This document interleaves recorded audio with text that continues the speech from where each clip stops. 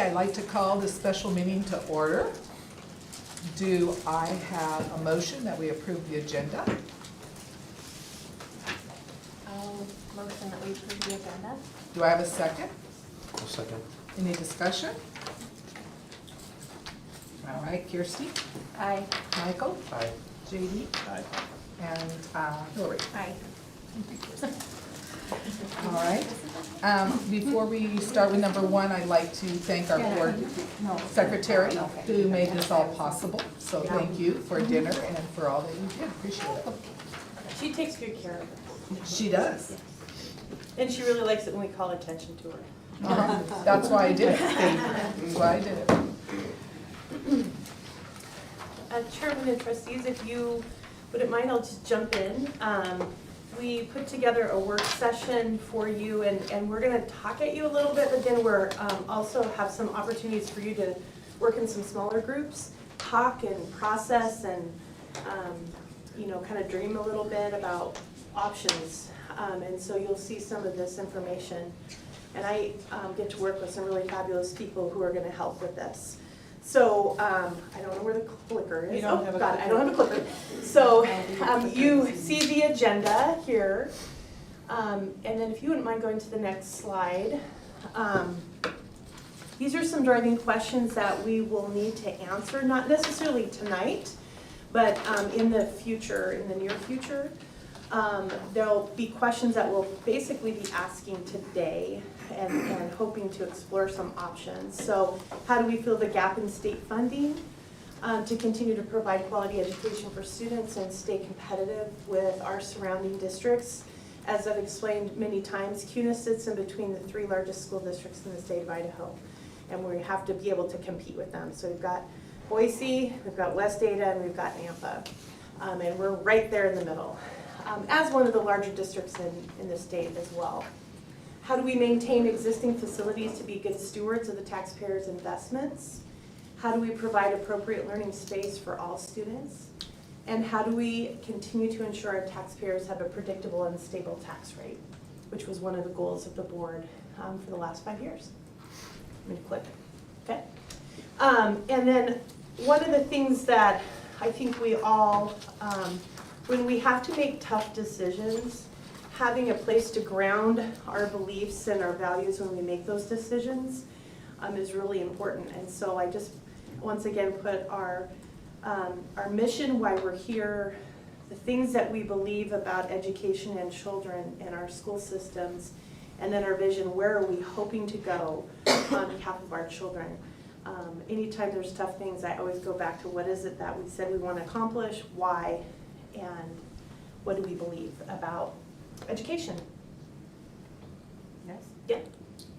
And I'm going to turn this over now to our municipal advisor, Michael Keith from Zions Bank. He has chocolate for you too, I believe.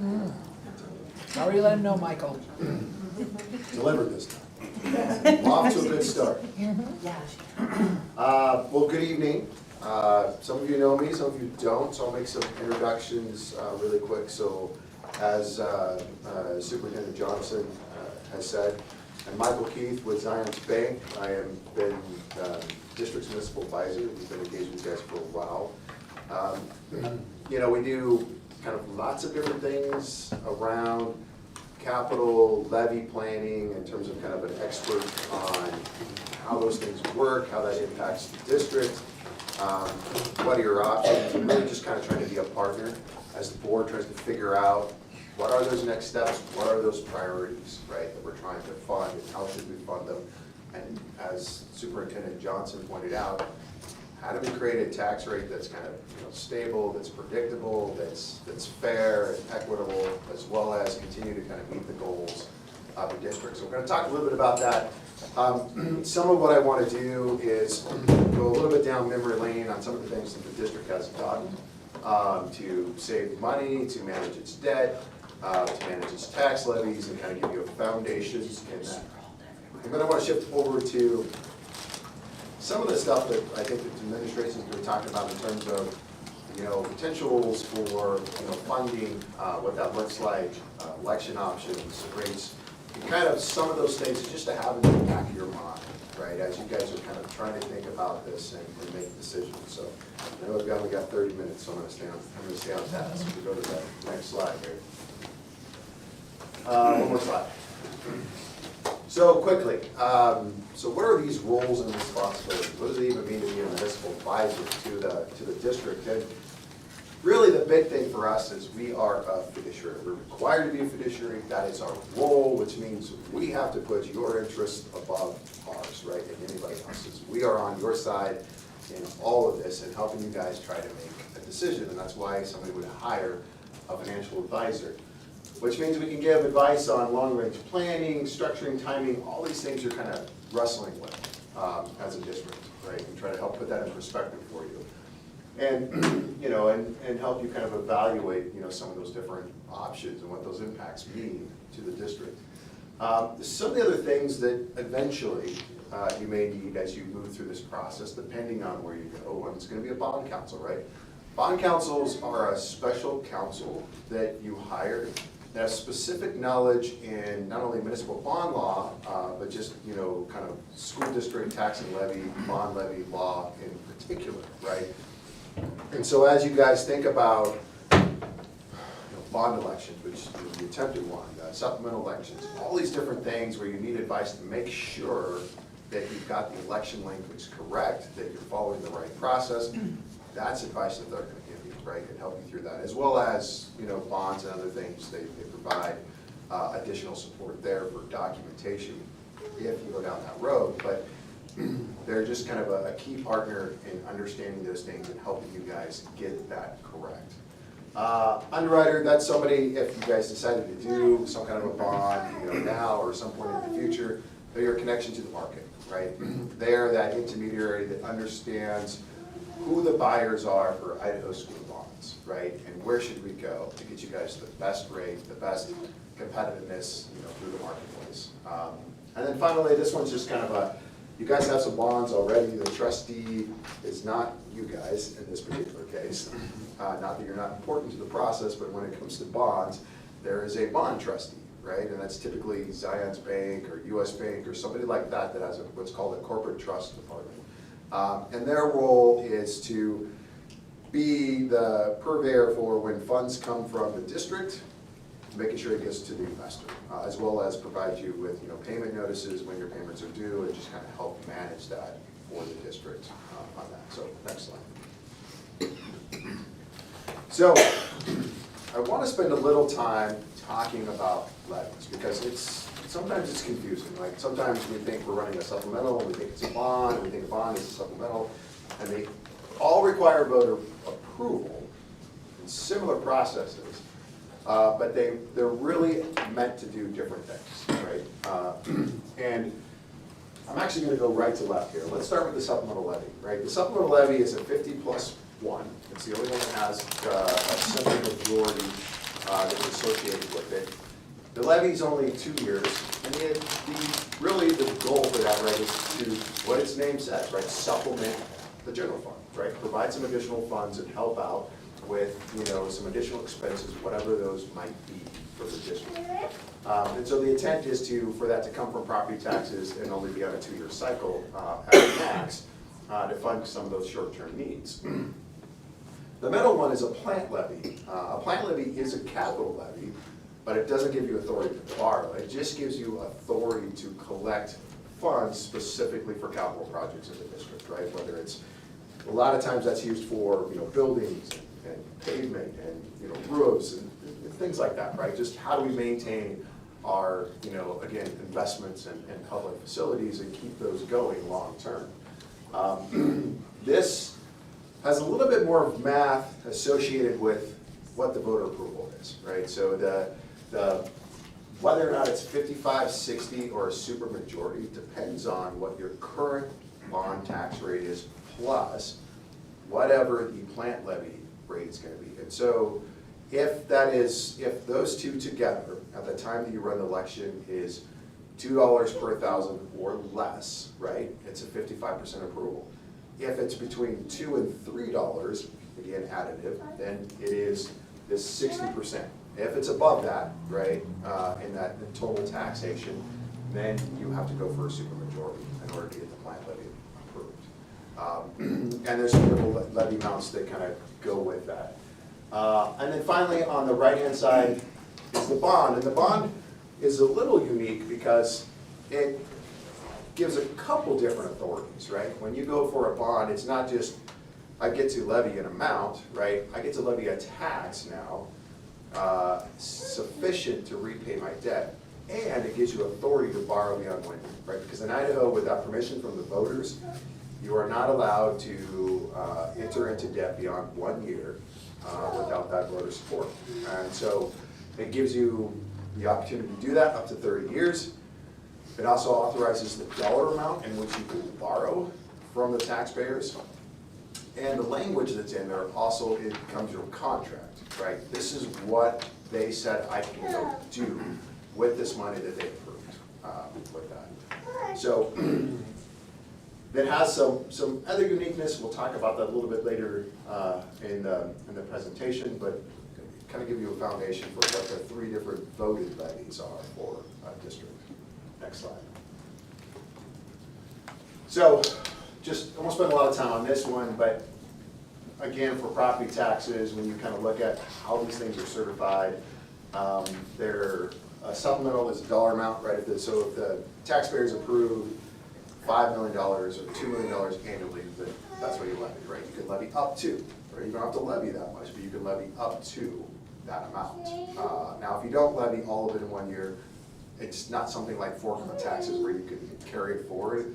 It's just that's how much you levy that year on the taxes. So a plant levy is a dollar amount or rate. Typically, it's a dollar amount that you ask, and this one's up to 10 years that you can have this amount and have it approved for. So essentially, taxpayers are approving, say, $1 million per year for 10 years, which is a total of $10 million in tax collections, right? Or you can have it be a tax rate instead, and you get to specifically levy that tax rate, and it generates whatever the dollar amount is. But most people like the stability of the dollar amount so they know what they're going to get going forward. And then the bond levy, same thing. It's a dollar amount, but when you do a bond election and or a bond election resolution, the authority that the taxpayers are giving there is, the dollar amount is borrowing, let's say, $30 million. But they are giving you permission to levy a tax that's sufficient to repay the debt, right? So it's not, I'm not just levying $2 million, right? I'm levying what it takes to repay the debt on that annual debt service. And so it's not tied to a tax rate. Now there's some things you can do to help manage the tax rate, which the district has done, but it's not specifically, tax rate or dollar driven from that perspective. Next slide. So one of the changes recently, and attempts by the legislature to help school districts out and lower property taxes was House Bill 292. And this year was the first year that was in implementation, and the district received funds for that. One of the caveats with this particular bill and how this works is there's a waterfall effect, right? And so it's an interesting bill, right? Because they call it kind of this property tax relief plus infrastructure bill. But I question the infrastructure part of it, because really it was meant to lower property taxes, right? And which is not a bad thing, but it really doesn't give you much opportunity if you've got existing debts or existing supplementals to use that for anything else but to offset those dollar amounts. And so you can see the waterfall. The waterfall, the first thing you have to do is pay existing debt, right? Which is what the district did. You lowered your bond levy this year and lowered property taxes in the district. Have you had to have paid all that off and had no debt and had a supplemental levy, that would be the second thing on, right? You would have to offset your supplemental levy. If you had no bond, no supplemental levy, then you can do this third thing, which is pay for construction needs of a new facility, right? Once you've got no other taxes on there. Now, you'll notice one thing that's missing from here, at least right now, is the plant levy, right? They did not include the plant levy in this. I wish I could tell you why. I don't know. I'm not sure why they put the supplemental in there, but it'll be interesting to see if they change that this year and add that in. They may or may not. Obviously, you guys have probably heard that governor has its own new bill that's being proposed, and so we'll see how that goes. But again, kind of the waterfall effect. The district got about just under 2.2 million this last year. Next slide. So shifting gears a little bit, now kind of specifically what about the district, right? And how has the district managed its funds over time? This upper part is your debt outstanding, right? And so you're sitting at about 26 million in outstanding debt, which is relatively low for a district that is growing as much as you guys have, and kind of the size of the tax base. And if you were to compare, probably the most similar district, which is Valley View School District, has significantly more debt that they have on the books relative to you guys. This box down here are the things the district has done over the years to reduce taxes and reduce its debt cost, and try to reposition itself as a growing district that they would likely need to put some new investment into facilities going forward. And so, on August 19, redeemed $2 million for $117,000 of savings. 20, 21, 22, 23, same thing, defeasances, which kind of paid down 17 bonds for a total savings of about 6.5 million. And that's interest costs that the district doesn't have to pay. That's also means that that's interest cost that the taxpayer doesn't have to pay anymore. Next slide. So quickly on this is how this all comes together and how the district has utilized that to shorten its debt over time. And if you go to the next slide, you can kind of see what it looks like today. The district's sitting at what used to be a bond issue that would go out to 2036 is now going to mature in 32. You can see there's not even much in 32, right? It's almost going to mature in 2031. So we've shaved almost 5 years off of this bond. It's helped get that $6.5 million savings to the district. Which, again, as you can see, their debt structure from 2027, 2028, we get another drop, 31, another drop, and then we get 32, no debt, right? So again, setting the district up for that potential capital need in the future, whatever that might look like. Quickly with market values. So, this has been interesting times, right? You can see how rapidly over the last couple of years, market values have gone up. Phenomenal, repricings in the marketplace, largely driven by coming out of the pandemic, right? And people changing their philosophies, probably where they want to live and how they want to live as a result of that. And so we saw, you can see 19% in 18, 7 in 19, 28, 16, 31, 50% last year. This last year was the first year we saw a slight decline, right? And it's just kind of finally a pullback a little bit, in the market.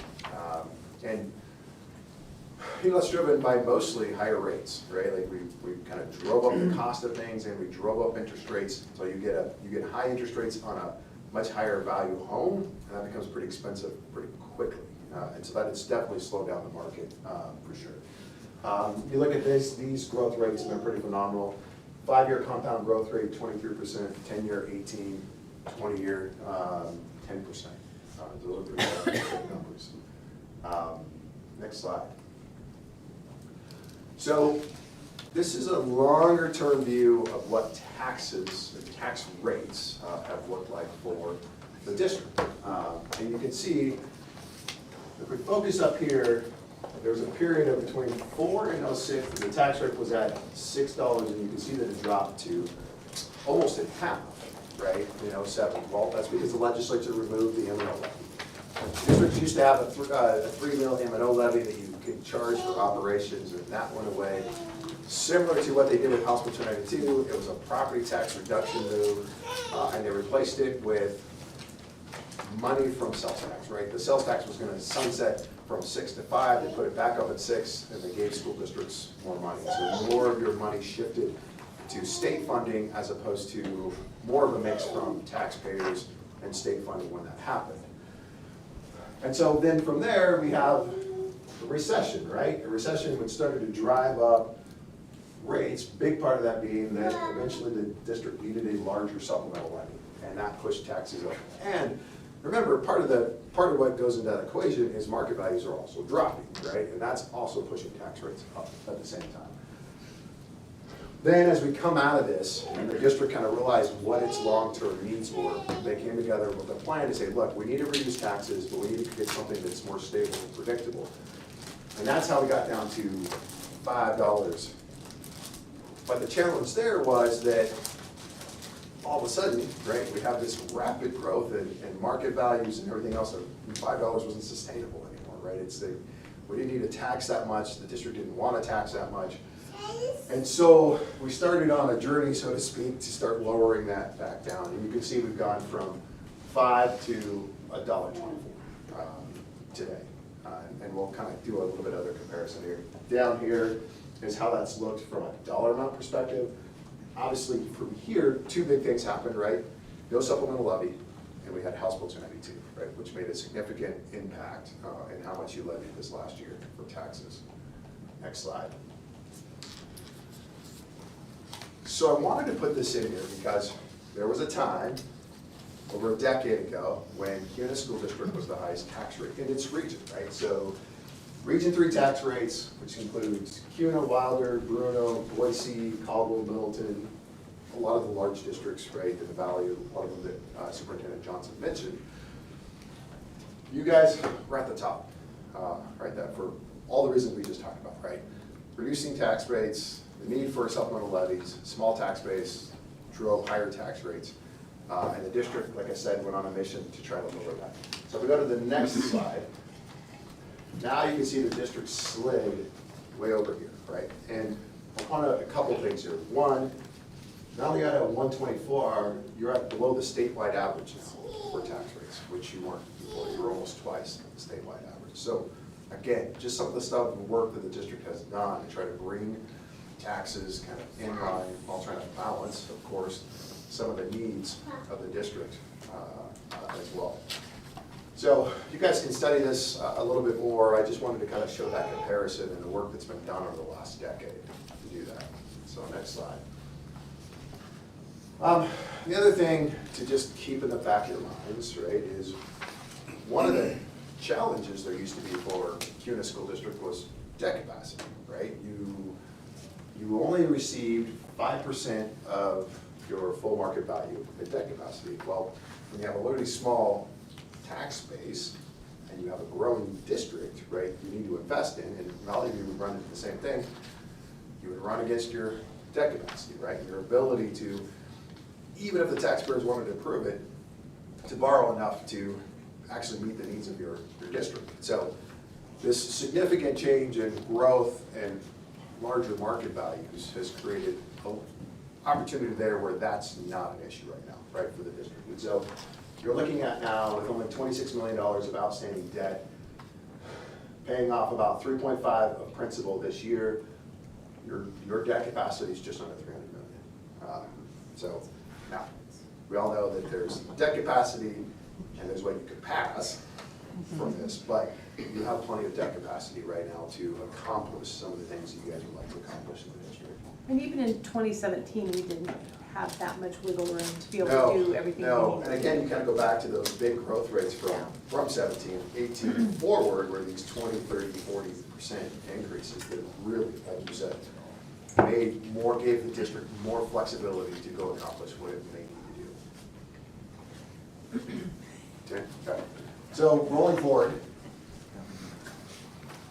we'll spend a little time on elections. So I've got about 10 minutes to move on. Spend some time studying this. The point of this is that lots of things have changed, and it's not for the better for the district. Right? It's not to make it easier for the district to pass levy elections, right?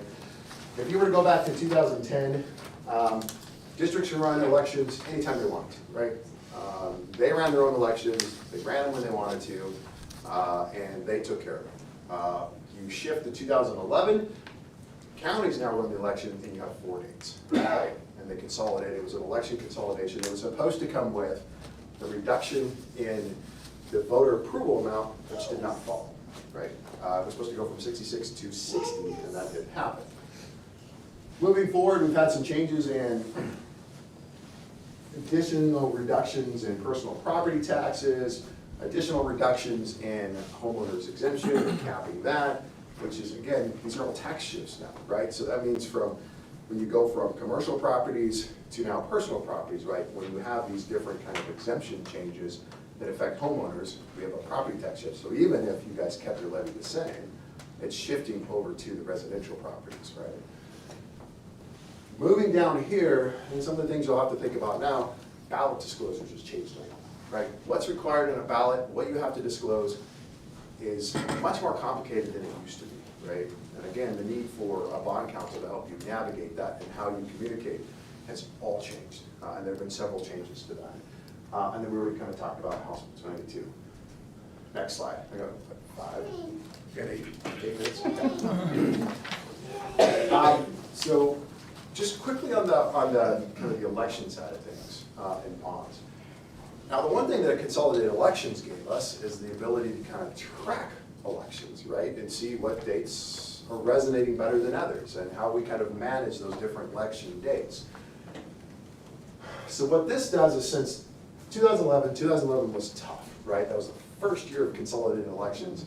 We were, again, coming out of that recession. We had these kind of federal funds. It was just a very confusing time and a challenging time for school districts to kind of wrap their minds around how to run elections with this new consolidated county-ran election process. So not much passed, 16%. Move on to 12. We had 12 and 13. We had 50%. 14, 35, and you can see there was a trend there for a while where even years were tough, right? If you were in kind of an even year because you were running during maybe trustee elections or some other elections that were happening, it was challenging to get things passed on those years. Odd years were great, right? 17, 15, almost everything was passing, right? It was a wonderful year. Until we got to 2019, and that was the ballot disclosure changes, right? And again, there was confusion around what the district was trying to say and what was really happening with tax rates and what you were required to say in the ballot, which the two were not matching. And that created a real challenge for folks. 2020, we all know what happened there. Nothing passed. 21, big year after that.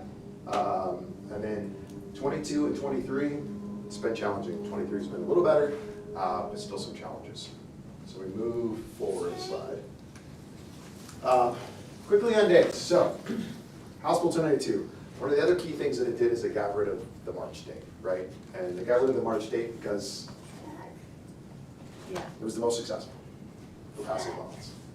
And so they got rid of the one date that was most used, right? 62 elections since, and 50% approval on those, to leave you guys with May, August, and November.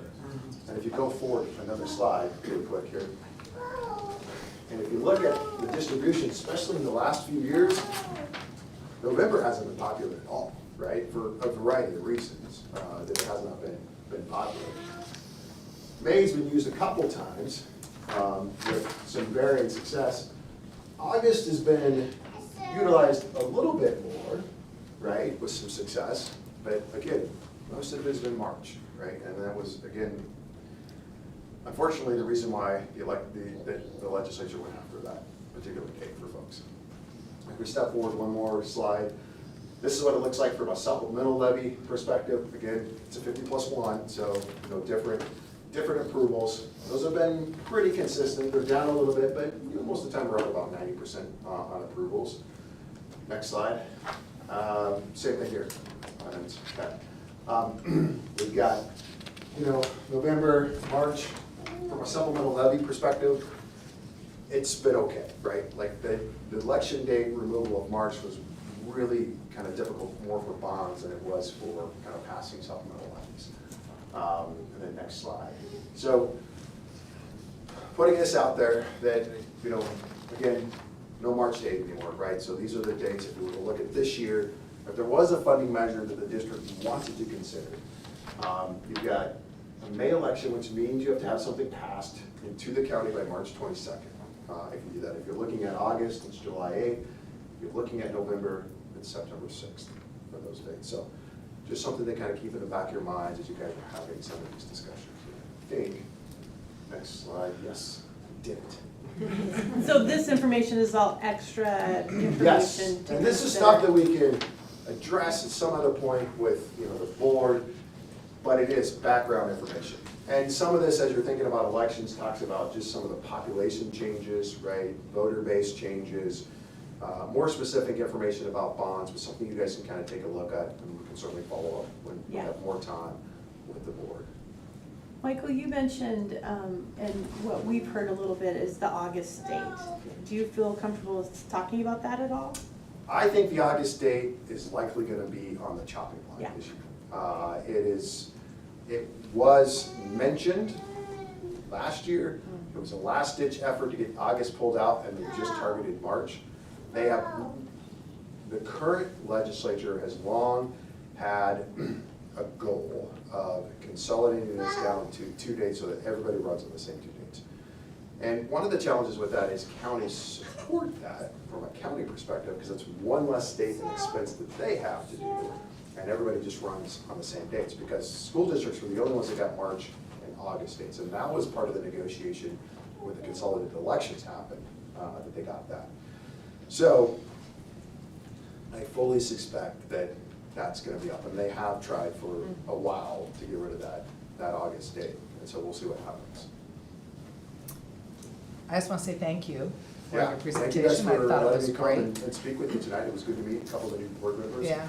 Be in front of you guys, and of course, let me know how we can support you guys as you're. I just want to follow up with a few things, because Yeah. I'm pretty proud of us. We have lowered our taxable rate down to $1.24. Yep, That is amazing for our for our people. We're below the statewide average, Yep. you mentioned. We've saved about $6.5 million in interest. We're at a good place financially. yep, And I think that's important for our patrons to realize that that took time to do. did, And also, for some reason, the legislature likes to make it harder, almost impossible for us to do this. And I get it, I'm a taxpayer, I don't want taxes to just come all the time. But also as a member of this board and a member of this community, when it comes to schools and how populated they are, it's hard and it makes me feel bad. So just want to put that plug in, but thank you. Does anybody have any questions for Michael? I guess I'm wondering what the motivation in removing, like, what is the said motivation? Because I didn't follow this previously. Why to get rid of these election dates? What's the motivation from their side? They Well- feel like it's too easy for us. Well, it's okay, sorry, here I go. The teacher me, I'll let you talk. Sorry, guys. There's the political answer for it, and there's probably kind of the background reason, right? So the political answer to that would be that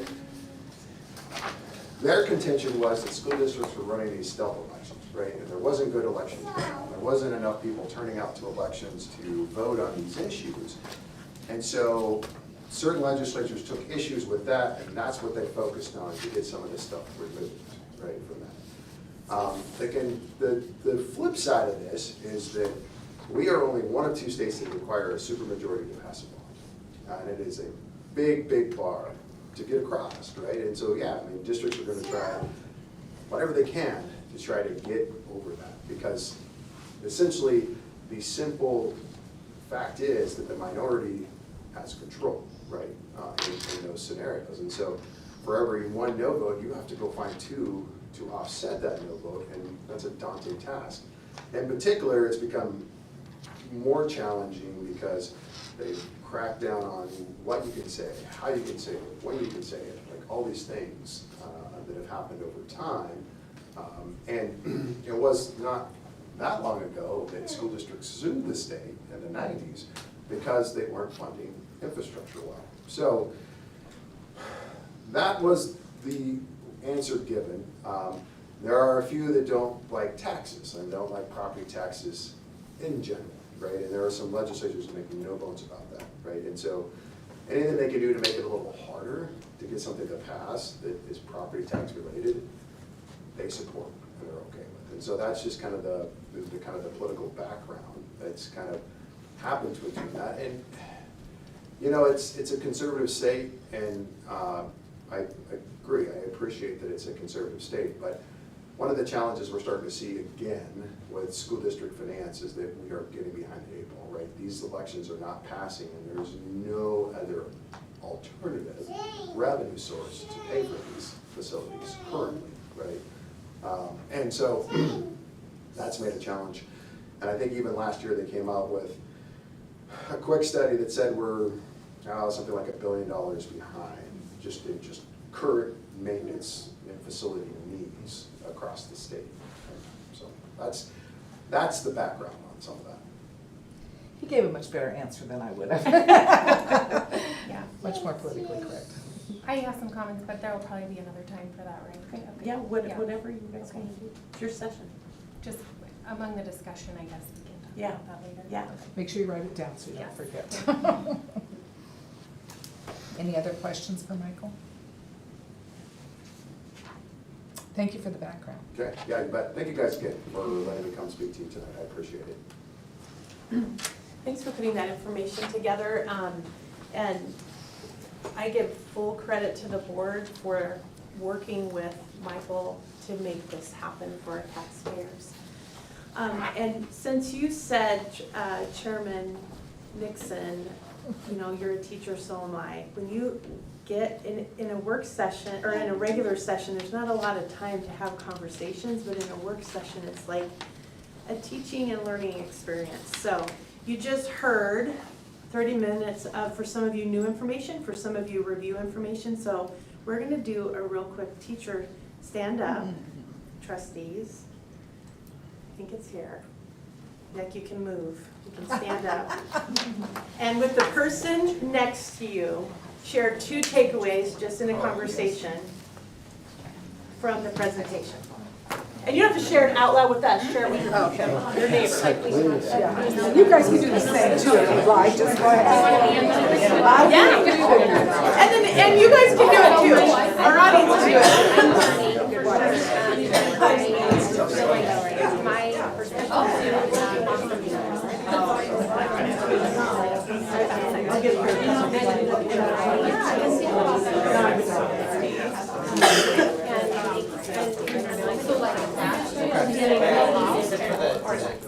Yeah, so I was here, I really went just the difference for me, because I didn't know a whole lot about it, like, what a bond council, figuring out the right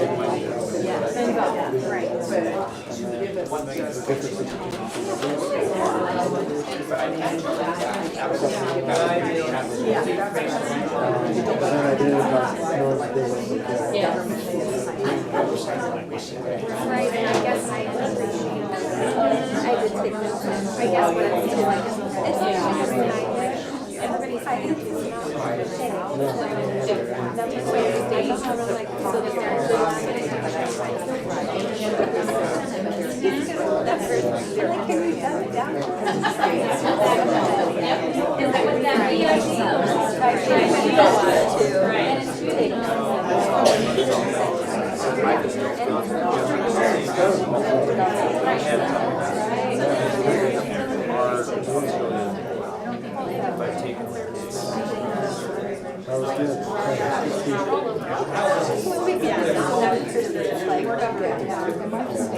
Well, I remember watching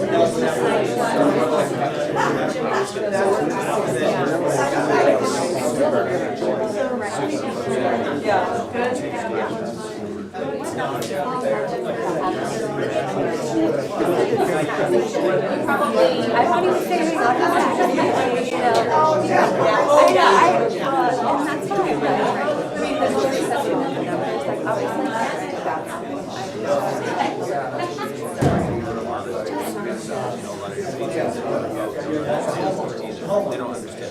All right, if you finish your comment, and then we'll move on. because if we just speak, like, you go home and do the rest of it, so it's the same, we're not going to go back. And we're gonna give you some more information on kind of operational funds. Then we're gonna have you connect again like you did, and give us some input. So we'll give you, try to give you just enough to not make you fall asleep, right? And then move you around a little bit.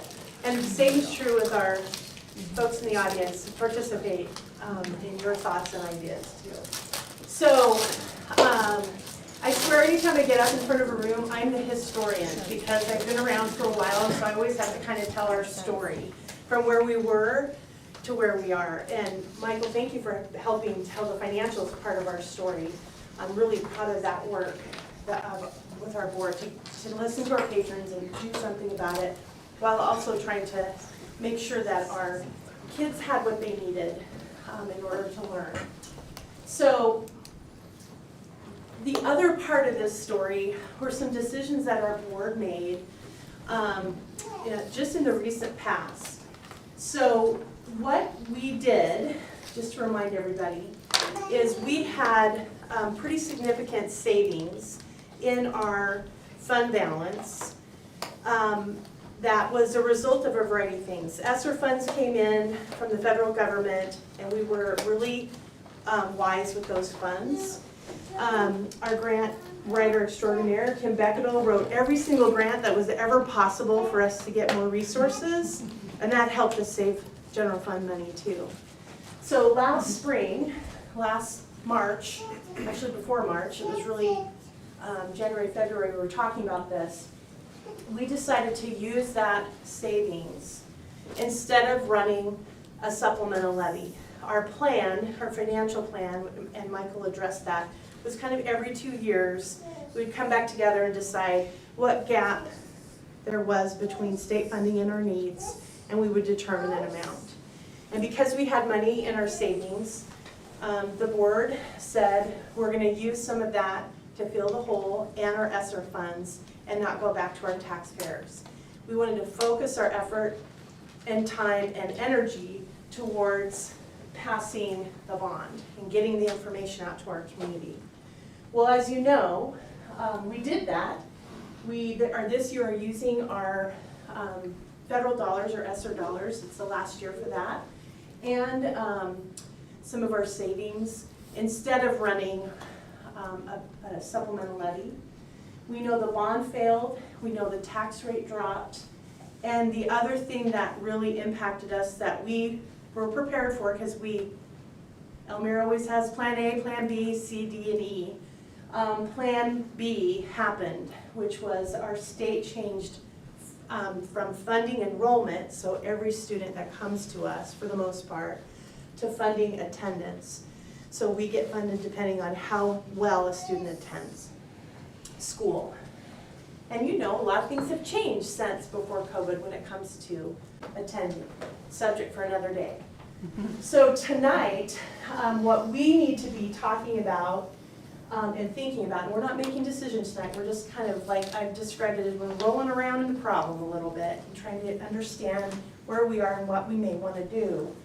We need to review, which Michael did, like future dates if you're going to run a levy. We need to review the needs that we have, that gap in what we get from the state and what we need in order to provide a quality education for our children. And we also need to talk about the needs that we have for new learning spaces, which was the focus of our bond, and repairing and caring for our existing facilities and needs. So that's a quick summary of where we've been and where we are right now today in our work together. If you wouldn't mind going to the next slide, we'll turn over to Elmira. Thank you. Before we dive into the details, let's look at the overall funding structure for the district.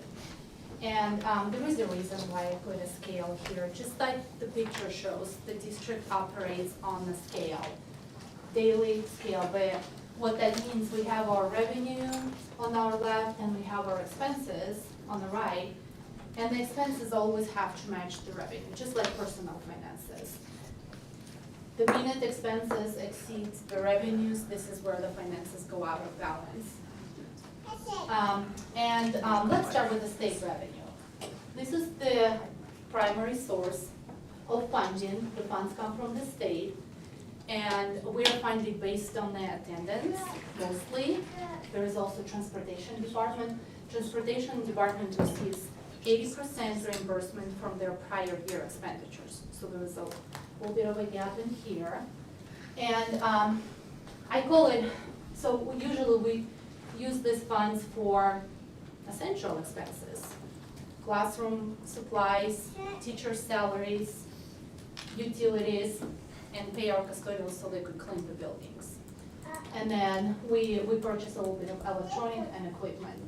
And like I said, the expenses always have to match revenue. So if you receive $5, you can only spend $5. Another source of revenue are taxes from the county, and the taxes have to be approved by the taxpayers.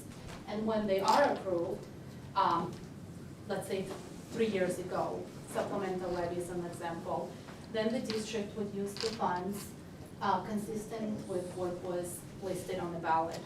And of course, it's not just class size reduction and curriculum. I only put 2 examples space-wise, and Kevin Gifford will give you more details in a minute.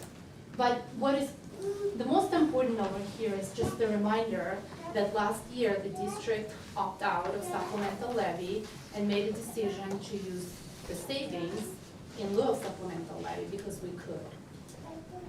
Now, we're, another source of funding is special education, also provided by the state, and there are terms and conditions, and the funds could only be used for eligible students. Another important source of funding is federal funds, known as ESSER. It's the Emergency Relief Fund that happened in 2021. And the district received a large allocation, and the decision was to spread it over 3 years. And on average, it's between $2.5 to $3 million a year. And what's very important about it, it's also expires this year. So the reason I highlighted those 2 sources of funding altogether, they add up to $5 million. Now we receive our title funds, no changes here. So they could only be used for eligible students as well. The same as with child nutrition, only for food and people who work in the cafeteria. And another source of revenue is also provided by the counties through the property taxes. And it also has to be approved by the taxpayers.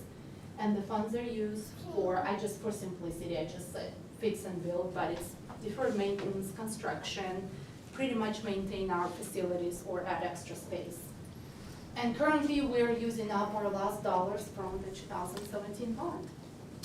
So if you could, the reason I highlighted all 3 buckets of money, if you will, because it's very important that the expenses have to match the revenue. When the expenses exceed the revenue, the question is, how are we going to address the difference?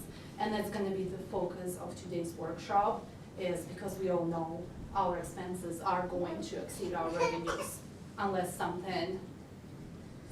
we have a plan. Yeah. So, and if you could bookmark $5 million and just hold on to that, and we will go to the next slide. And I would like to remind that it's just not a surprise. It wasn't a surprise for me that we're in this situation. This year was on our radar since 2021. The minute we got federal funds, we knew they're gonna go away, and something has to be done. So this is just, you do not have to look at the numbers. This is just the presentation from May of 2022. This is where the board made a decision to start putting savings into our fund balance because we knew that year was around the corner. And if we go to the next slide, and the same in April of 2023, we had a better idea, but the same, and so the plan was there, and the savings are there, and this year is now present. Yeah. So next. And now, remember I asked you to bookmark that $5 million supplemental plus ESSER, and you're probably wondering, what do these funds cover? I would like to know, and Mr. Gifford is going to give us a good information, provide good information. Thank you. Chairman and trustees, I really just want to give you kind of context and overview, especially if you're newer to the board or you have young children who haven't been maybe part of the schools for a while. But and again, a lot of these things, the funding that we've used has shifted between supplemental levies and the ESSER fund, so it's a variety of different ways. But one of the biggest things we heard over the last several years is class sizes. We continue to hear that, and so that's one of the things that our patrons have identified and have supported with several levies over the last few years is additional money so that we can hire more teachers than we're funded from the state to do. So that's been a part of the last 2 or 3 supplemental, I can't remember how many years back that goes. 4. Similarly, the building aids and health aids has been the same type of thing. Our patrons have identified this as an area of concern for safety and taking better care of our classes. So that is something that's been prioritized by our patrons as well. The health aids we've already started reducing. I think we only, the one that we have left, Mr. Graves. And similarly with the SROs. Our patrons have identified that this is a concern for us. It's also, especially as things have changed over the years, behaviors have increased. It's a great partnership, a lot of support. So those first 3, as well as curriculum, which I'll talk about in a minute, are all things that we have been supporting through supplemental levies in the past because they've been identified by our patrons as important to us. Substitutes, especially if you were on the board during COVID, and even if you weren't and your children were in the schools, you probably heard your kids come out, we didn't have a sub today, Mr. or Mrs. So-and-so, the other teacher had to come cover a class today. This has been a challenge not only in Kuna but in all the districts. So we had to increase our pay, we included incentives to try to increase our sub pool, which did help, but even still today, there's rarely a day where we don't have at least one sub job not filled in the district. So it's an ongoing struggle that we try to address with incentivizing. Technology, the use and the dependence on technology over the years has greatly increased. We went to one-to-one devices. Most of the curriculum that we purchase nowadays has an online component, or it's mainly an online component with other supports. But the state funding was changed. It wasn't restored. There was a line item at one point for technology. Now it's been pushed back into just the discretionary funds. And anyway, it's part of that legislative, I don't want to call it a shell game, but kind of It's somewhat of that, yes. yeah. Learning needs, if you remember, this was part of our ESSER funds. We were given money to help with the learning gap that occurred because of students missing time in school. So for the last 3 years, we've had an interventionist, which is a certified teacher who works with small groups of students on skills that we've identified that there are learning gaps in. So that's what that has been funding. We've already reduced some of that as well because we knew that the cliff day was here. So we still have, I think each of the elementaries have an initial point at this point. Also our instructional coaches, that's every year where we choose to take that funding from seems to shift around a little bit. We currently have 7 instructional coaches in our district. They support all of our schools, all of our teachers. The podcast came out this week on that. If you have 55 minutes, just ignore the Mr. Huber guys. But their role, a lot of people don't understand that role, but they are behind the scenes. They support not only our teachers and how they're instructing, but the students benefit from that because it helps our teachers to be better. They do a lot of things to take some of that extra work off of the plates of our teachers so they can focus on our students. Leadership stipends, again, once upon a time the state funded this item, and then it has since been taken back. We feel strongly that that's an important part of what we do here. Just as in a business, if you are asked to put in time beyond your regular duties, you're compensated for that. You would expect that. And so these leadership stipends is for extra work that our teachers do beyond contract time. And as a district, to be more conservative, though, we did slash what we pay. So by almost a half of what the state was funding. We've reduced that, but we wanted to keep it there because we want to value our workers for the extra time that they put in. Curriculum, I already alluded to that a little bit, but over the last several years, part of our supplemental levy has been to get our curriculum caught up. As you may have recalled, if you've been in the district a while, we were very far behind in our curriculum adoption. We had textbooks that were 20, 30 years old. And so through our levy process, we've been able to get our curriculum current. The struggle there is, again, it's not a funded separate line item in our budget, so to keep it current, we have to keep expending funds to do that. And then, of course, our strategic work with community stakeholders. This is one of the things we heard, especially in our last election, and always in our community, is we want transparency, we want to be engaged, we want to be involved, we want to know. And so this is where we've also spent some of our funding to help involve our community, to engage them, to be transparent with them, and to seek, for example, the volunteer mitigation funds from our community, those who are building and bringing more people in. So these are all things that we've been funding through supplemental levies and through our ESSER funds over the last several years. They're things that we have valued enough to do that. And so the question here tonight, and the thing I loved about a work session when I was on the board years ago, is that at a work session there's not the pressure to make a decision.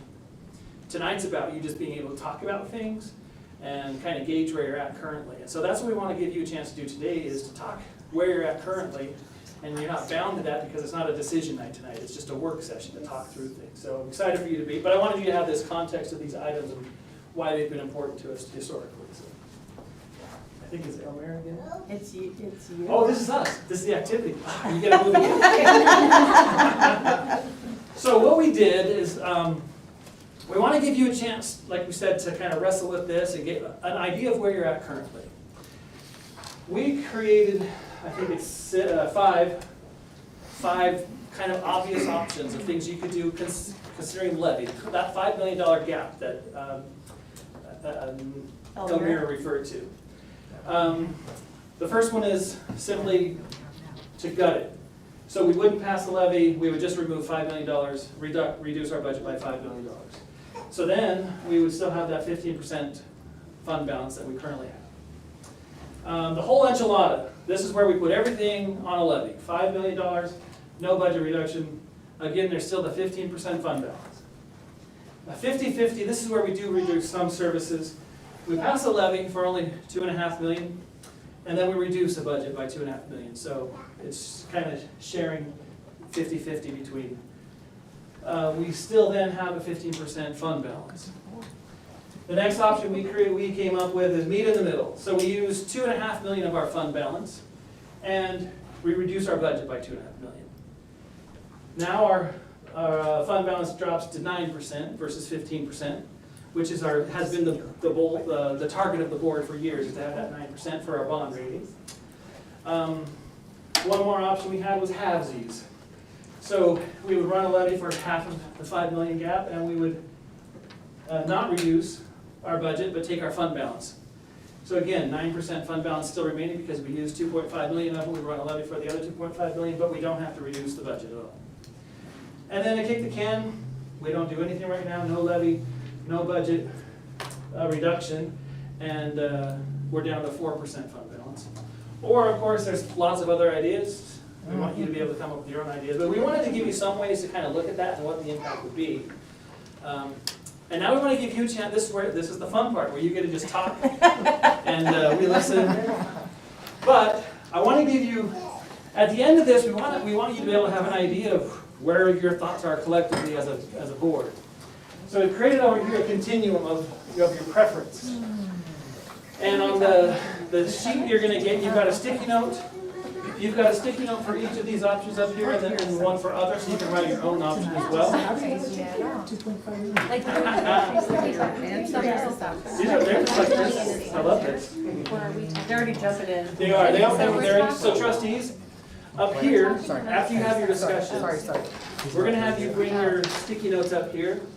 And on this end, these are the things that you would most likely support, all the way down to least likely to support, and you can put it anywhere in the middle. This is kind of just where, and it's only what you think tonight. It doesn't mean you're stuck there. It's not a vote, like. No. This isn't what we're doing, this is Second, we're yeah. thinking things This is where your through. thoughts are now, and it'll help you to get an idea of where you're at. Yeah, where we think they need to No, be. sorry. I'm purple. And then, if there's something that, I'll probably never support that, there's a spot for that over here too.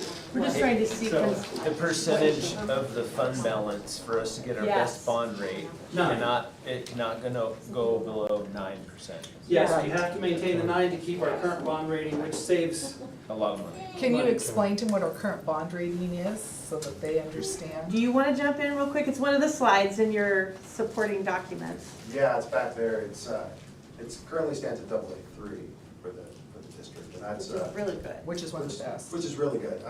AAA is the best you can get. AA1, AA2, and respectively, there's not a lot of districts in the AA.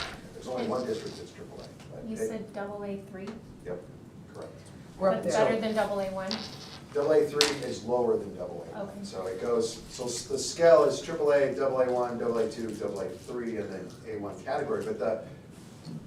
But a jump from an A1 to a AA category is a big deal. And what types of things get you from 3 to 1? Trustee Lowe, that's a good question. So some of it is stuff that is in your control. Some of it is stuff that's not in your control, right? So if you look at, and at some point we've got a slide that you can look at the rating metrics that they have. I want to pull that up really quick. Right. Right. There, Yes. right? Yep, so you want to place that really quick. So, good question. So, you guys are sitting at excellent, right, at this AA3 category. So, financial performance is 30%, right? So, and a big part of that is managing funds and having fund balance rainy day funds. Because if it gets too low, right, and they think there's some stress on the district, the concern is that, well, name names, it's happened in the state before, they'll go to the bond fund or something else, right, to support the general fund, which pulls away from investors. And so, economy and tax base, not in your control, right? Now, that's something that has changed for the district, right? So, obviously, the big commercial developments that have happened has helped significantly. You know, you got Facebook coming out here, all the other big developments help diversify the tax base so that it's not just coming from homeowners on this. And some diversification in where your taxes come, and of course, economy is the other piece of that. Leverage is how much debt you have, right? Debt and liabilities and other things that's in there. And again, for you guys, your metric is really low. So again, another positive that's helped drive that up. And then institutional framework, all that means is how much flexibility has the state given you to fund things? We already talked about that. There's not a lot of flexibility, right? You've got geo bonds or cash, right? Those are your options for funding stuff. And so they give the state of Idaho, and every district is under this institutional framework of A. So it's decent, right, in terms of where you can get your funding and revenue from, but you are primarily supported by the state, right, in terms of your funds. So But what we can control, we are controlling. exactly, That and what makes you are sense. controlling is what these leverage and the financial performance is what pushed you guys up, right? Because it's those things, those metrics on the fringes that allowed you guys to kind of climb that ladder in terms of the rating. And so, yes, if that goes up, it definitely could put some upward pressure, but certainly if it goes down or a trend, yeah, they'll move you down. And from a perspective, it could be anywhere from 25 to 30 basis points. You say, well, 0.3%. Well, 0.3% on $100 million or $50 million over 20 years. It's a lot of money. Yeah. In terms of additional taxes that the taxpayers would have to pay because you didn't maintain a higher rate. So. Thank you. So kind of like your mortgage, you have a good interest rate, you get more leverage for your money, as if you have a bad, kind of, or a high interest that you're paying on your mortgage, you don't get as much bang for your money. So we're getting pretty good bang for our money, right? Yeah, and there's only one district that's AAA, correct? That is, Boise School District. That's it. Yeah. So we're and they have right, a different taxing authority. It's still like we're in the 800s of a credit score, like excellent still. Yeah, that's good. it's kind of our And we credit weren't there, report. we Yeah, weren't there a we were decade not. ago. All that work that he showed you that we've done is what got us there. Okay. Yeah. I definitely want the board to be very, very proud of that, Yes. that rating, because it is a very good rating to have. And it also means that it's easier to market your bonds too. There are more people that want to buy the bonds because they know it's stable, that it's a good credit, and the district has done a good job managing its finances over time. So I hope that definitely comes through, that it's definitely something to be proud of as a district. And I hope the community realizes that because it took a lot of work I'm for us to sure. get there. And they So, helped us too. They did, they did. So I'm sorry, I have probably a question everybody It's knows the okay. answer to, but the $5 million is for how many years? Like this levy, like is that 1 year? 2 years. It's a Yeah. 2-year. So it'd be $2.5 million a year for 2 years. Five It For would the be budget. 5 million for year 1 and then 5 million year 2, depending on the So amount. you need $5 million a year. Yes. Yes, Okay. where we're currently.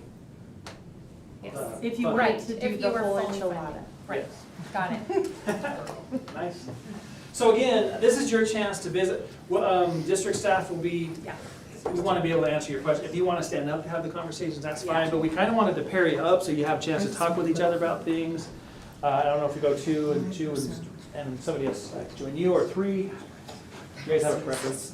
No, I'm just trying to put the percentage down so I know which one's All right, well, why don't we pair? Talk to each other? Yeah, can we all just chat? Yeah, you guys can do whatever you want. It's your meeting, you can do whatever you want. He's new too, so I don't Okay. necessarily know if I'm. And then we'll be here to answer questions if you need more. We don't have kick the can on here. Just say. Do nothing. Did I forget kick the can? I do Yes, have you kick the did. can. Oh. It's okay, we'll put it on others. I left them here on. Which one is it? This I don't like it. You don't like it. But maybe says. Oh, okay. So kind of the same. In order to keep our triple A rating, which is like our credit rating, which is stay at 9%. So to me, that was all the 15%. Well, I think she was Because wanting me to push I that. think as a board member and a member of the community, Whoever's purple. just by saying that. Well, So that it's a better credit rating. like other states, Well, he's saying, well, Got it. we don't like up to No, I think 9%. Yeah, when it's 9%, Oh, I thought it was, oh, I thought it was the other way because around. that's the 9% is our. Do you want to explain to us? Can you go over the percentages again, like what the Do we want to stay at 50% is? 9%? But we want 15%. At 9%. Okay, so you were right. We want 15. We're at 15. We're at 15 now.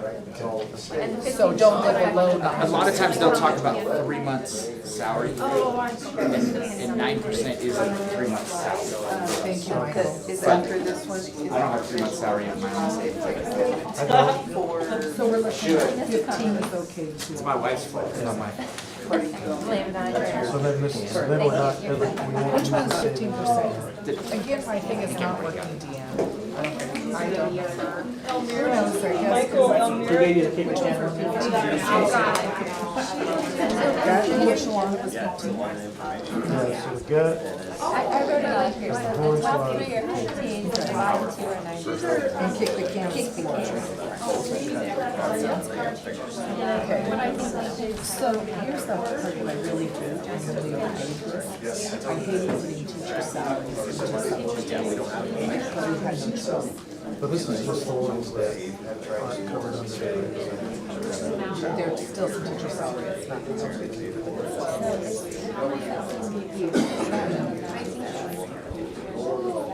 That's what what, it's been. that's been paid, what it's been paid. That's $5 million. And as you can see, some of it's been. The supplemental, and then we have the ESSER funds. Those combined. You guys voted to not do the supplemental last year, so then you both them. Right, and the reason we did that is because we wanted to do the bond, and we thought that we could work before the future so many times. So how do you do something with the bond? Well, this is kind of what we're talking about Yeah. here, I think. Trying to decide, okay, so.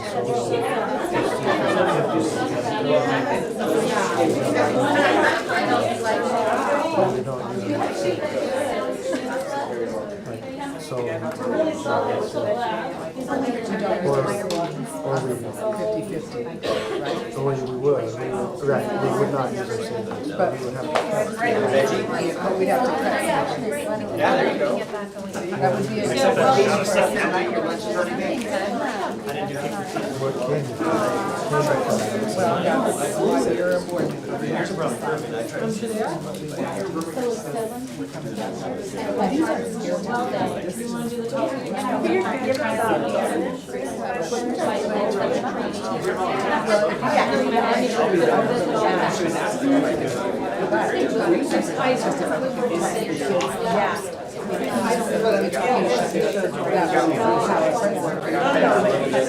But I'm not sure. It's my, I'm not sure exactly. I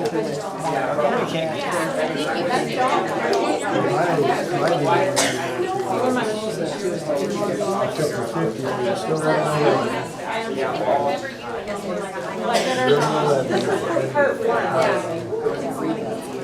No, the middle one. No, which Last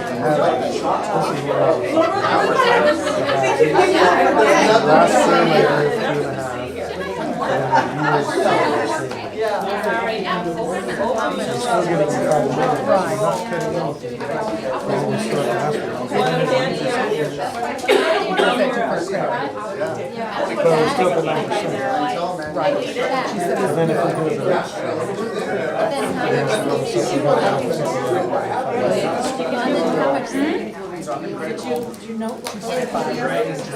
each year.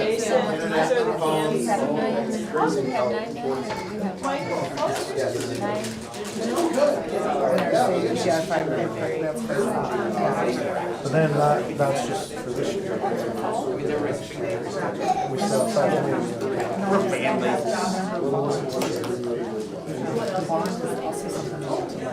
So the supplemental letter cannot be it's just for crypto, basically SROs, basically what we have. So that's another thing that I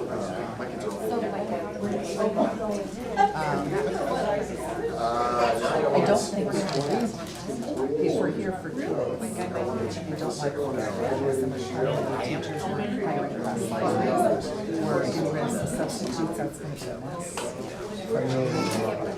So I don't like that.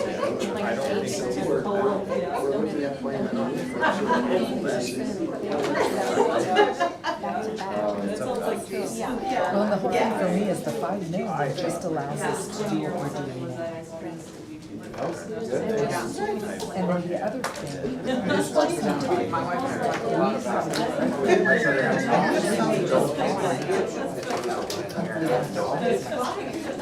and we've made some also mitigation about some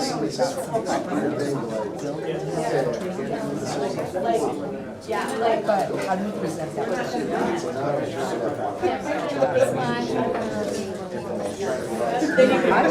I'm not against that. I mean, I think that's a good thing too. Whenever, you can take the time you need, but whenever you're ready, you can start putting your sticky notes up where you feel like each of those options Don't fall. push me, Kevin. I won't push you. This is like taking care of it. You So- want the For a kids. minute and just ask. Hillary them to. brought up a good point, is, probably the next thing on, well, I should let you talk. My question to JD was, I don't feel like I have enough information to even decide. Like, this is I don't think I could use at this point, because I feel like, aren't we talking about a bond? That's the next part. That's the next part. So how can we decide about this without talking about the bond?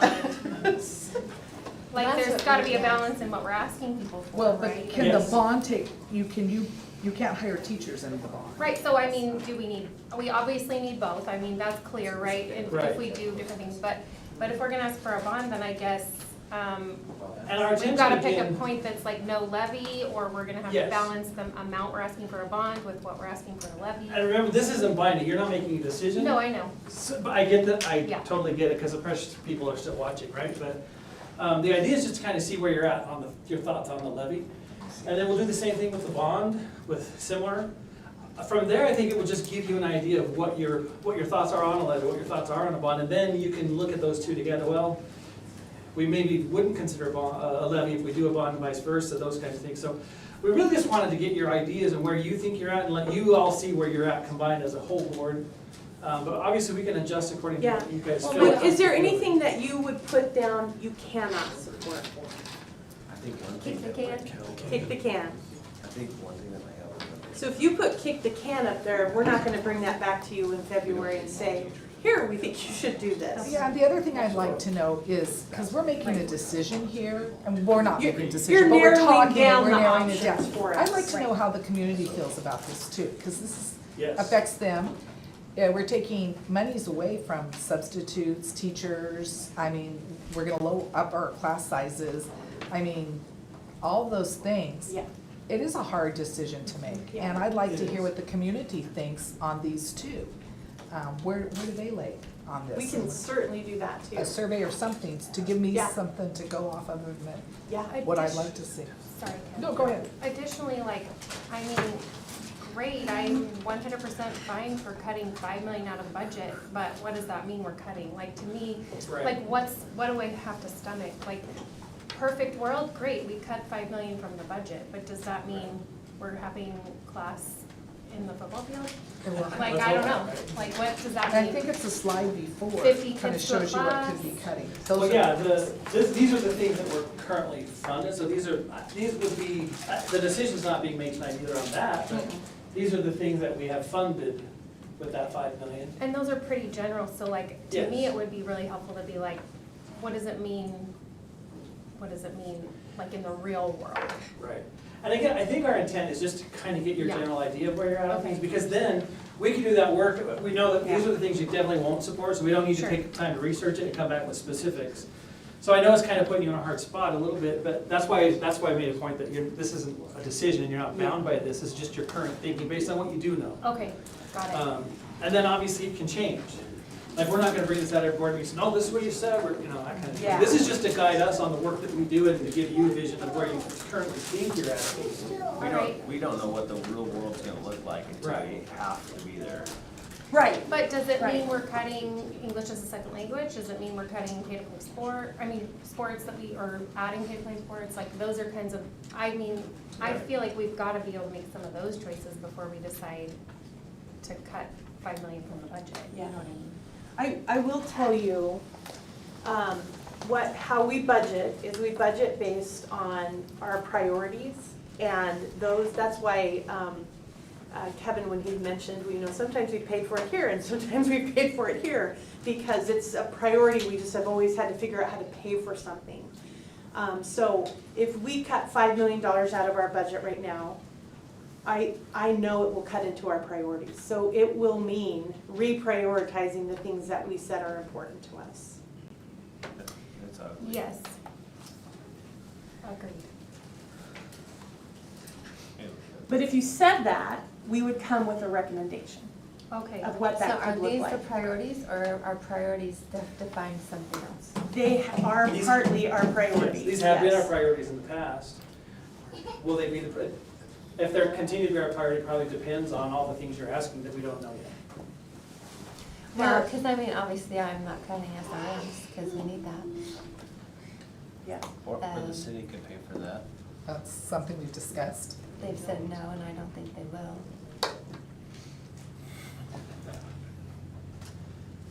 Especially because we're asking for mitigation fees, so we'd have to give up one for the other. Maybe what we need to add as a column of, Mitigation. not ready to commit yet, but maybe there's some that you're like, yeah, I could support this, what I know now, and some that I wouldn't. Or there might be a lot in the middle, because you need to know more. So, would that give you a comfortable, middle ground that you can work with? Yeah, I think, we just want to make sure we're doing the right thing here Oh, and yeah. picking what we would want to pick, and we've all had different decisions and where we want to go. So, what are you guys feeling? Do you want to just go over and start putting up and It's time to make it see where we rain. are? I think. Time to go. I don't even know. And if you're not sure, put it in the middle, because you don't know yet. You need more information. It's just an exercise. It's I just feel an like I'm exercise. committing, but I'm You're not. not committing. You're not committing. Yeah, you're all gonna, I'm just gonna take the can come out. That's okay.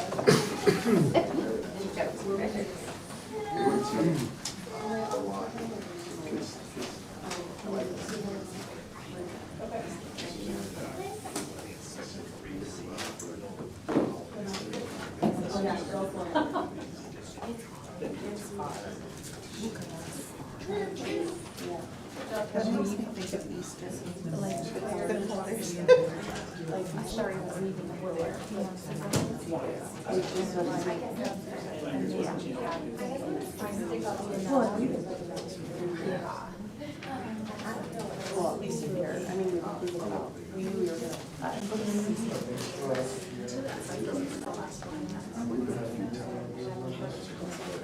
So on there, should be noted the different options. Yeah. And you can't ask whatever. This means we're gonna take out. That way we get an idea. Half these, you get still 9%, no budget reduction. You still get all the money, you need some savings. So we have to say that. Here's my question. She is very Yeah. So that's what I'm saying. Fund balance is something that they look at, right? Yeah. That's what we can control. You see what I'm saying? So it's like, what do we want to do? So, Jason, it's you.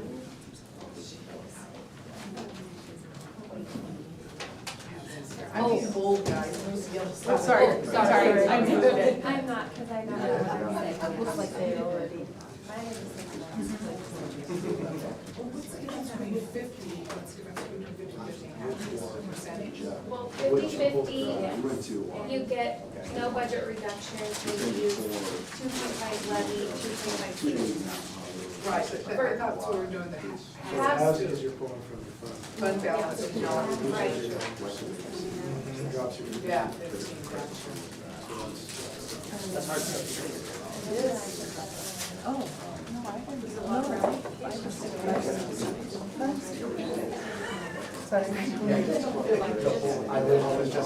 want me to bring that garbage can? Or do you want to? It's hard to do.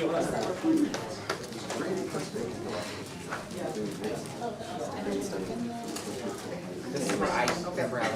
I find it hard to talk. All the information, but it's all Yeah. information. Unless it's topic. It's such an encouraging meeting, you know? I think so. I haven't grabbed any yet. This is where you want those meetings, where you want the army to have to do we can all see.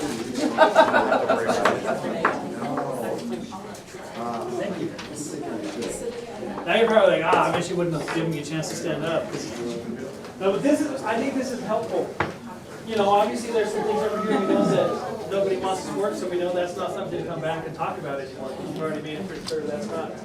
And then, you know, I'm gonna imagine that a lot of this stuff's here in the middle where, yeah, maybe we just need more information, we gotta know more details, and then there's a few over here that maybe you're a little more fond with at this point. So I appreciate you taking the time to do that. I know it's challenging to do without all the answers, but at least gives us now a chance to figure out a direction to bring more detailed information back to guide those decisions going forward. So thank you for doing that with us. I appreciate that. Thank you. Yeah. You ready, Allison? Yeah, and Mr. And Graves. Brian? Director Graves. Try to ask for a substitute. So Brian and I are here to kind of shift our conversation to talk about our facilities. What are our needs for new spaces, and what are our needs in our existing spaces? So in the time we have with you, we're going to cover like funding. We'll update the capital plan, just a reminder what that was. Funding, we'll go through what our capacities, our educational capacities are now. We'll look at those pieces of the bond and have you look at it and think, is it a little bit different? Because we missed phase one, so we're looking at maybe phase one and phase two. And then some costs. And then Brian will walk us through some needs in our building. So that's what's coming, so hang on to your hats. So again, we had a group work, the capital plan task force, to look at the next 10 years and identify what spaces that we need, what improvements that we need. The first thing with the bond was what we see here. Three of the pieces had majority support, but not the right majority in the whole. So we'll be talking more about these pieces as we go on. So let's go to the next slide, Deanne. I'm sorry. We're going to talk about money. Why is Allison talking about money? Because there's not much on the table. So what do we get for buildings and facilities? So the state gives us some. It's called a maintenance requirement. You can see it's about 1.3 million, kind of. So the state gives us some lottery money and other funds, which is about 600,000 rounding up. But we have to match it. If we don't match it, we don't get it. So how do we match it? We match it to the value, and if you click in there, you'll see the scary state formula. But this is the value. So right now we're doing it with our bond money. So our expenditures and our facilities and our bonds are running out. But again, we have to match what they will give us or we don't get it. Property taxes. Idaho has said local communities are primarily responsible for building new spaces and repairing them. So our bonds are running out, we don't have a plant facility levy, we don't have a supplemental levy. In Michael's slides, there's a reference to the bond levy equalization program. This really is a benefit for our taxpayers. It pays in poor communities with economically depressed. It helps pay down the interest and maybe some of the principal on a bond. We're not quite in that high need. As our community has prospered, we dropped down, and you can see the amount that we had in 23 that they offset what our taxpayers have to pay. And then you mentioned in great detail the new property tax law. So that waterfall, we're at the top of the waterfall where about 2.1, 2.2 million are paying down our bond debt. So benefiting our taxpayers, but not really money that we can use to build new spaces or fix our facilities. So we're gonna switch over now to our capacities in our buildings and our capital plan. So the board, as we talked with the community, developers, the city, about growth in our community and what does it mean for schools, the board had an outside group study the data and come up with projections. So what does the future look like for CUNA? And it's just a projection. As we look in the past at our enrollment data, what it means, we see ups and downs, but the trend is overall up. But if you look at a single year, it may be down later, next year up. So as we looked, we're going to focus on high school here. So the projection was that we would be at 102% of our educational capacity. So where were we this fall for high school? 103. So in our capital plan, this is one of the issues that we're going to tackle looking at the high school. So I'm going to transfer this to you. That's one vote. Is it okay to ask another question? Yeah. This goes to 2032. Is that when the projection went out to? Like, is there further? No, it just went up to 10 years. And there's not a point where it starts to reduce so far in that projection? No, but you'll see on the next two slides when we talk about middle school and elementary, our projections and the actual numbers didn't stick to this projection. And we can predict all kinds of reasons why. So real fast, my slide here. The two worst things you can do right before a presentation is say you're going to talk about policy or give out a handout. So I know you guys have the handout now. That we're going to click on. But this is a quick conceptual, that's the key word, drawing of this. I may have had a principal call me and already want to talk about how the office is going to be and where they're going to be. We're not talking about that today. We're just showing you kind of what it'll look like when we say, hey, we need 90 million, and you say, what does 90 million give you? It gives you everything that's green. If you look, there is a little bit of green over here. If you're really familiar with Swan Falls, it's right off of the diesel classroom. And we projected that would be a welding lab. An additional welding lab, not replacement. Then it should be green in front of it. It is, but it's a different green. Right in front of the office, there has to be an office addition, and then a cafeteria addition, a library. Rather large parking lot, playing fields, tennis courts. This gets us to that 1,600 capacity. And the nice thing about this plan is it also gives us future additions that we could add at a later time. Anybody familiar with Kuna High? 4 additions, Wayne? Or 4? Yeah, 4 different times that we kind of added on to the high school. This wing here, we could go up above, and these 2 wings we could go out to get maybe to 1,800. After I retire, you guys, or maybe, hopefully it's you guys, but the next board will decide in 10 years that, hey, we need to do some additions. Any questions about high school?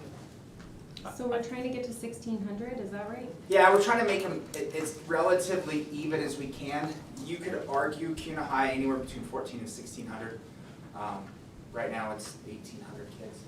But that 1,600 picture is kind of where we landed. We felt like getting it to 18 or 2,000 just felt like maybe too much right now. When you take what we have right now, let's say we could build this in over the summer, and we could open it in August, we would have about 1,000 kids in each building. So to build it to 2,000 or 1,800 just seemed. And what's the capacity now? Of Swan Falls? Anywhere between 350 and 450. Depending on how many you squeeze in and what you squeeze over.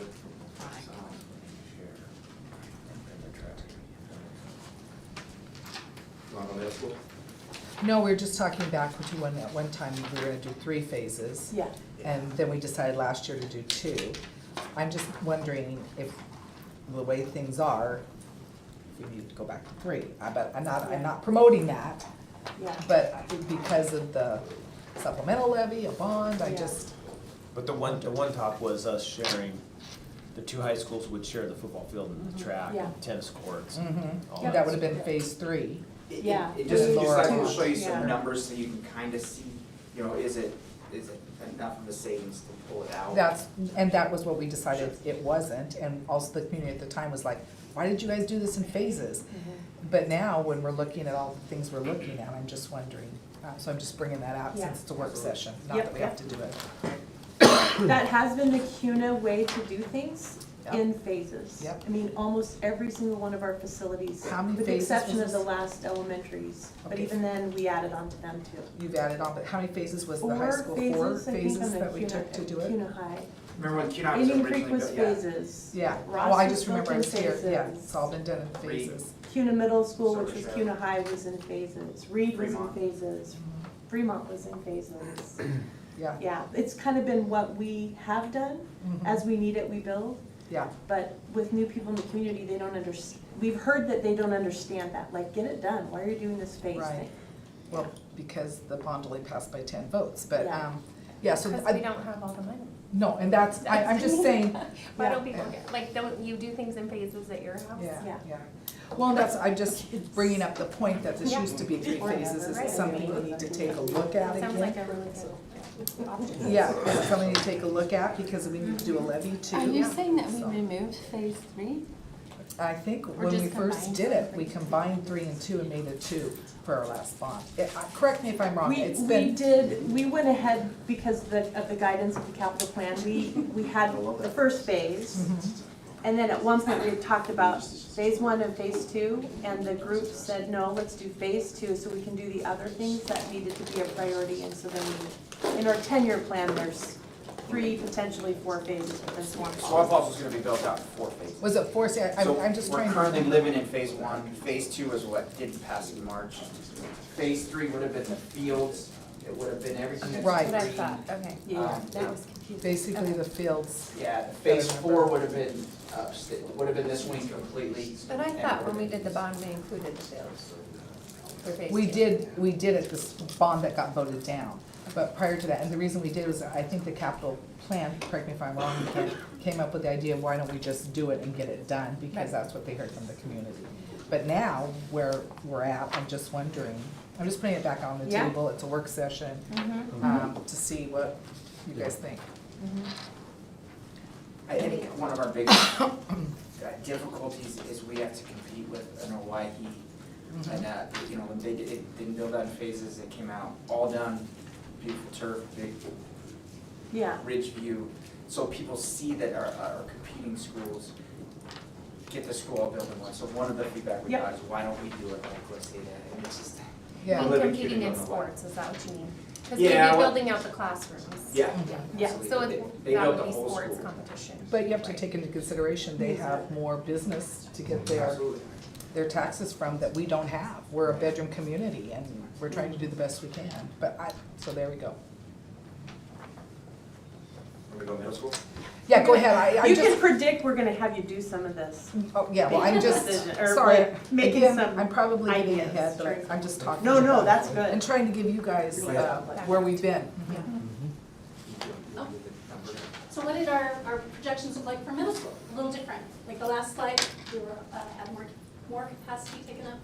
This one, it's a little different. The base year was, that would be at 80, what, 2003, 89?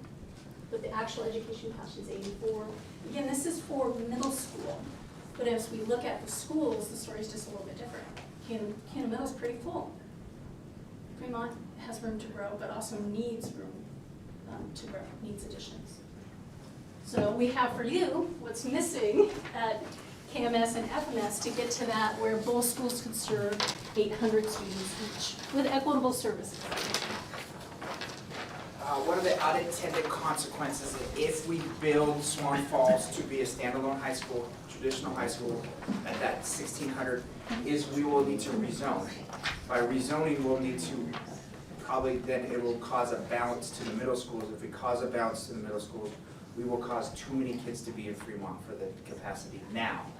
So that's why this addition and this change was planned for Fremont to become that middle school that could hold up to 800, similar to Kuna Middle. Are we doing that mainly for zoning? So if you're at Fremont, you'd go to the high school and, is that what we're looking Yeah, at? off The the reason off the before rate, we're that? not saying which school feeds which, but. Right, but you're just saying, okay, Yeah. so we're gonna have to make them up if we're gonna, We're If pretend we're gonna dividing. cut Yeah. our district Yeah. in half, as far as this half goes to Kuna High, this half goes goes to to Swan Falls, Swan Falls. you would then have a feeder middle school. And then we have to make the middle schools equitable. Otherwise, you're not gonna have that, it's the same balance. So we want it equitable in the sense of it could have the same opportunities, same classes, and then with both the same kids. The only difference in these two conceptual drawings from what our bond was in 2023 is we went ahead and, it's really hard to do all that to Fremont without doing the cafeteria expansion that was planned for phase 2. So we added the cafeteria expansion in there as well. Because if you're gonna raise school capacity, you've gotta have more cafeterias. More places to eat. And so if we don't build out Swan Falls, we don't need to do this. Am I correct about that? Possibly, and then, that 1 year, Because capacity is at 84% for middle school. the 1 year trend didn't quite show the growth that we expected. We will Yeah, this- eventually have to do it, but Sure. we'd kick the can down. Crystal ball would be I might really need to nice. move my. Yeah, you're kicked the purple can. thing. Any questions about middle school?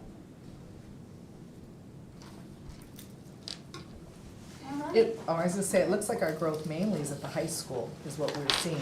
But I'd like to see the elementary coming into the middle school to see if that's gonna make a difference.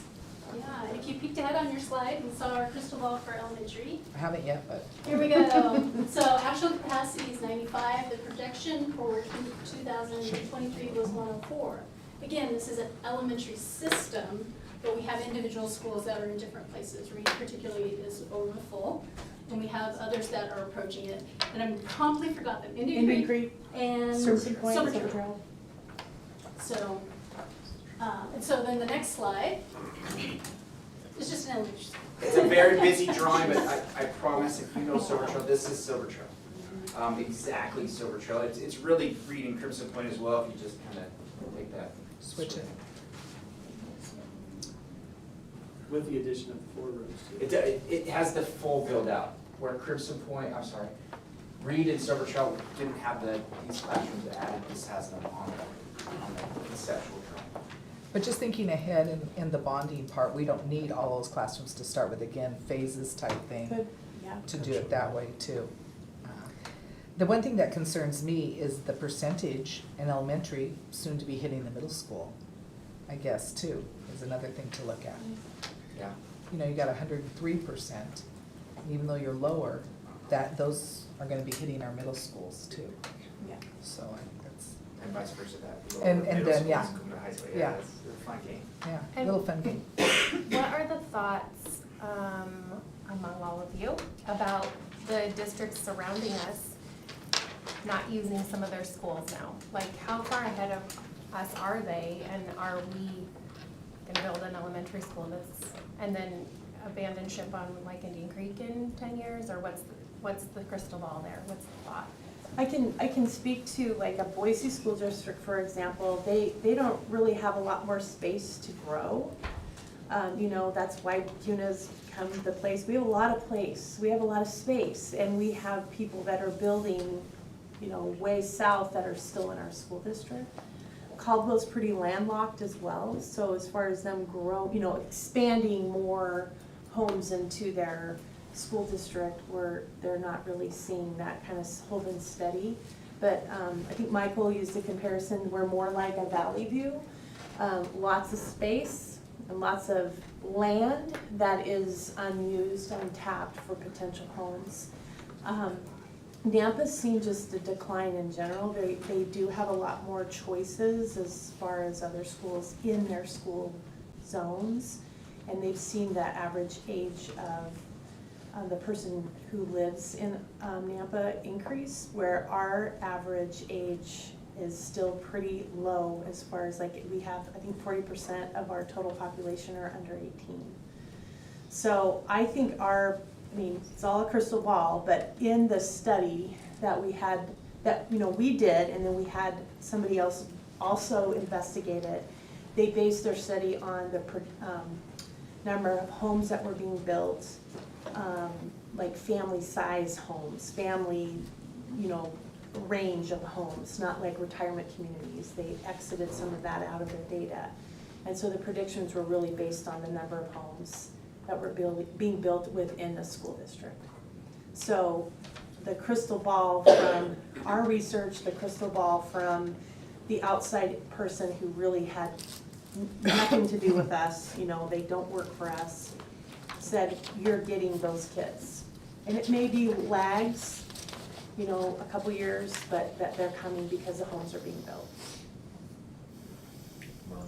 Something else, I mean, I don't mean to bring up a bad situation, but the new legislation that's going through too could affect all of it.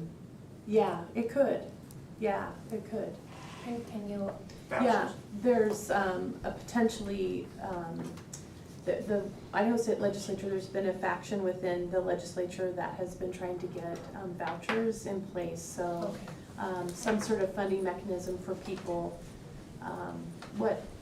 What has been proven in other states is not more people choose to go to a private school, for example. The people that are already getting there are getting the tax break or the help with tuition, but it doesn't necessarily mean more people go to those choices, because what tends to happen, and I won't go off on another subject, but it is something to talk about, is that I'm going to charge $8,000 for tuition, and everybody gets $6,000, and so now I'm going to make it 10.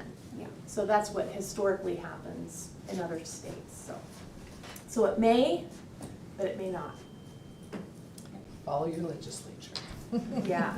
Deanne, you want to keep quick, because I know we've got a lot. And just, we wanted to share potential sites, so this was something shared with the capital plan, the sites where there are promises of donations, actual land that we have, and then what would be the quickest to build on. And that there's utilities and other items available for it to develop quickly, and those are in green, so most ready for those sites, ready in 1 to 2 years. Red, they need more work, and then the stars were the possible elementaries. So you have over here, Locust Grove and Hubbard. And over here, the other elementary, the other side of the track. So Black Cat Road, Kuna, that neighborhood there. So that's what, we have the land, but no money to build. So those are the places that we already own land at. Or agreements. Agreements to do our mitigation process. And the ones that are green, we would be able to put our money towards building a building, not to road corrections, sewer, All that. water, PI. Okay. I'm sorry, what's the purple star? Those are elementary sites, possible elementary And sites. so Maybe Because 10 acres? They're about 10 acres, but you wouldn't put a high school on a 10-acre site, so they're better suited for an elementary. So then what are all the circles? These are land that we own, so this is the Thornton, the 100 acres that we've talked about. This is property up by Swan Falls High School and then over by Silver Trail. Okay.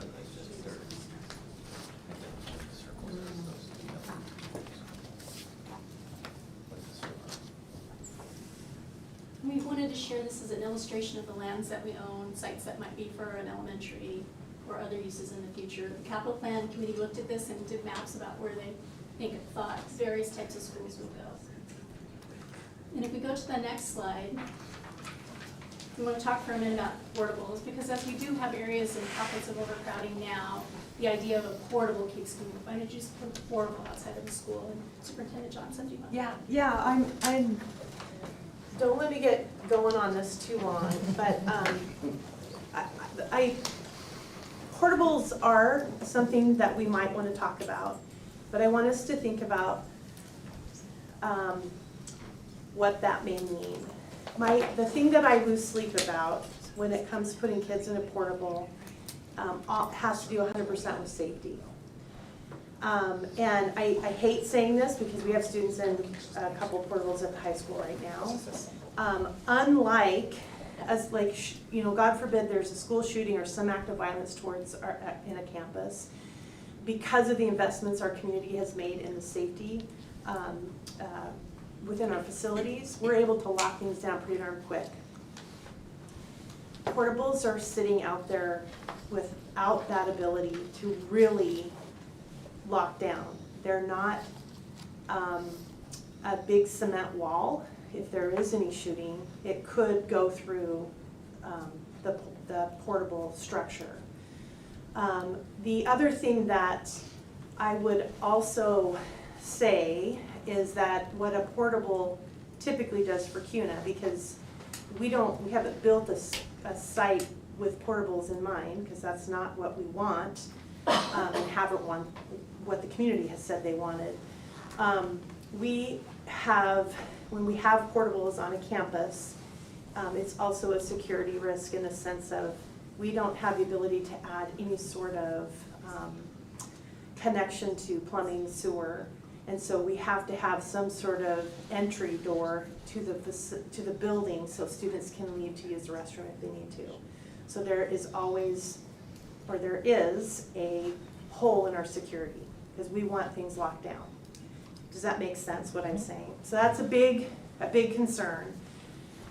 The other thing is it's a huge cost to install. Even if we get a deal, like if somebody said you can have all 3 portables at what used to be PyStem there on Hubbard for $100,000, it may cost us triple, double, more than that to actually get them moved and installed, which is also additional money that we don't have.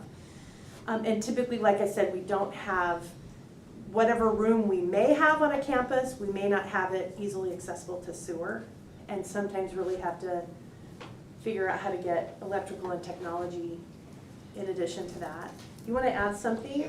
You lived on a campus with a portable. Having sewer there, it's a definite option, but I don't want to be too descriptive, but have you ever ridden like a Greyhound bus? Yes, there's a bathroom on there and it's very convenient. However, when someone does use it, it's usually shared with everyone that's on the bus. So the same with a portable, it just becomes a very difficult, and you're also putting that portable in a place of your parking lot, so now you've lost parking lot. Yeah. Like we looked at Swan Falls, we would lose the tennis court site, so we either would move those portables when it's time to build tennis courts, or we would then lose it. You just lose space. You gotta choose your staff wisely when you talk about who has to transfer outside. We look at classrooms for once you're, to move teachers, like a teacher on a cart, you wouldn't do that to a teacher to go outside. So you lose that ability. Where do you park? Do you park in the student? It's just, there's all kinds of little things, but having the space is wonderful. But now you've got additional roofs, additional heating, HVAC, electrical. They're not always very Technology efficient. directors hate them. Plus the resale is not good either. Yeah. You lose a ton of money. My grandparents, ranchers, farmers, every dollar cared for and invested in they were always thinking next couple generations, whatever they did. And this is definitely not one of those decisions. We're thinking here and now, we're not thinking the next couple generations with those dollars, right? I was gonna say, having been in the school district since 1981, there were several boards who looked at portables, and it was their decision, and I'm glad it was, that they weren't cost effective, nor did they look good, or were they good for the kids and the teachers. But we've had to use them. I mean, there comes a point where you have to, but I really do appreciate what those other boards did. And again, I always think about my grandparents and my great-grandparents who invested in facilities, not necessarily for themselves or their own children, but for me and for my niece and nephews, who all benefited from their decisions, and I've been very grateful to them for that. And then the other thing we haven't talked about is portables don't add to our infrastructure. We don't get more bathrooms with that. We don't get more room in the cafeteria for that. We don't get more room in the gym for that. We get, we have principals and school staffs that say, okay, how do we build in a fourth lunch? So now we're having lunch at 9, right? And now we already have lunch at 10:30 in some cases, which for most adolescents on the weekend, that's breakfast, right? So, you know, those kind of things are things that we don't think about when we think, okay, this solves a problem, but it also creates other worrisome problems. Thank you. So we walked you through our current educational capacity, showed you, we met with our partners who are in the room, the representatives from LKV, Benetton, to say, you know, based on some feedback we got, we would like to share with our board, you know, what would it take to fill in the missing pieces at Swan, to get to 1,600, missing pieces at KMS and FMS to make them both equal middle schools, and then what does a current elementary school kind of look like for prices? So they shared these as preliminary estimates to just kind of, to share that, knowing that we would talk about this tonight. I believe they're gonna be opening bids in nearby school district about an elementary school, so that this number may get a little more solid in the coming days, but we wanted to share that with you. Now, because time's running out, we want to shift now to the needs in our existing facilities in the Brian Graves Doom Show. Wow.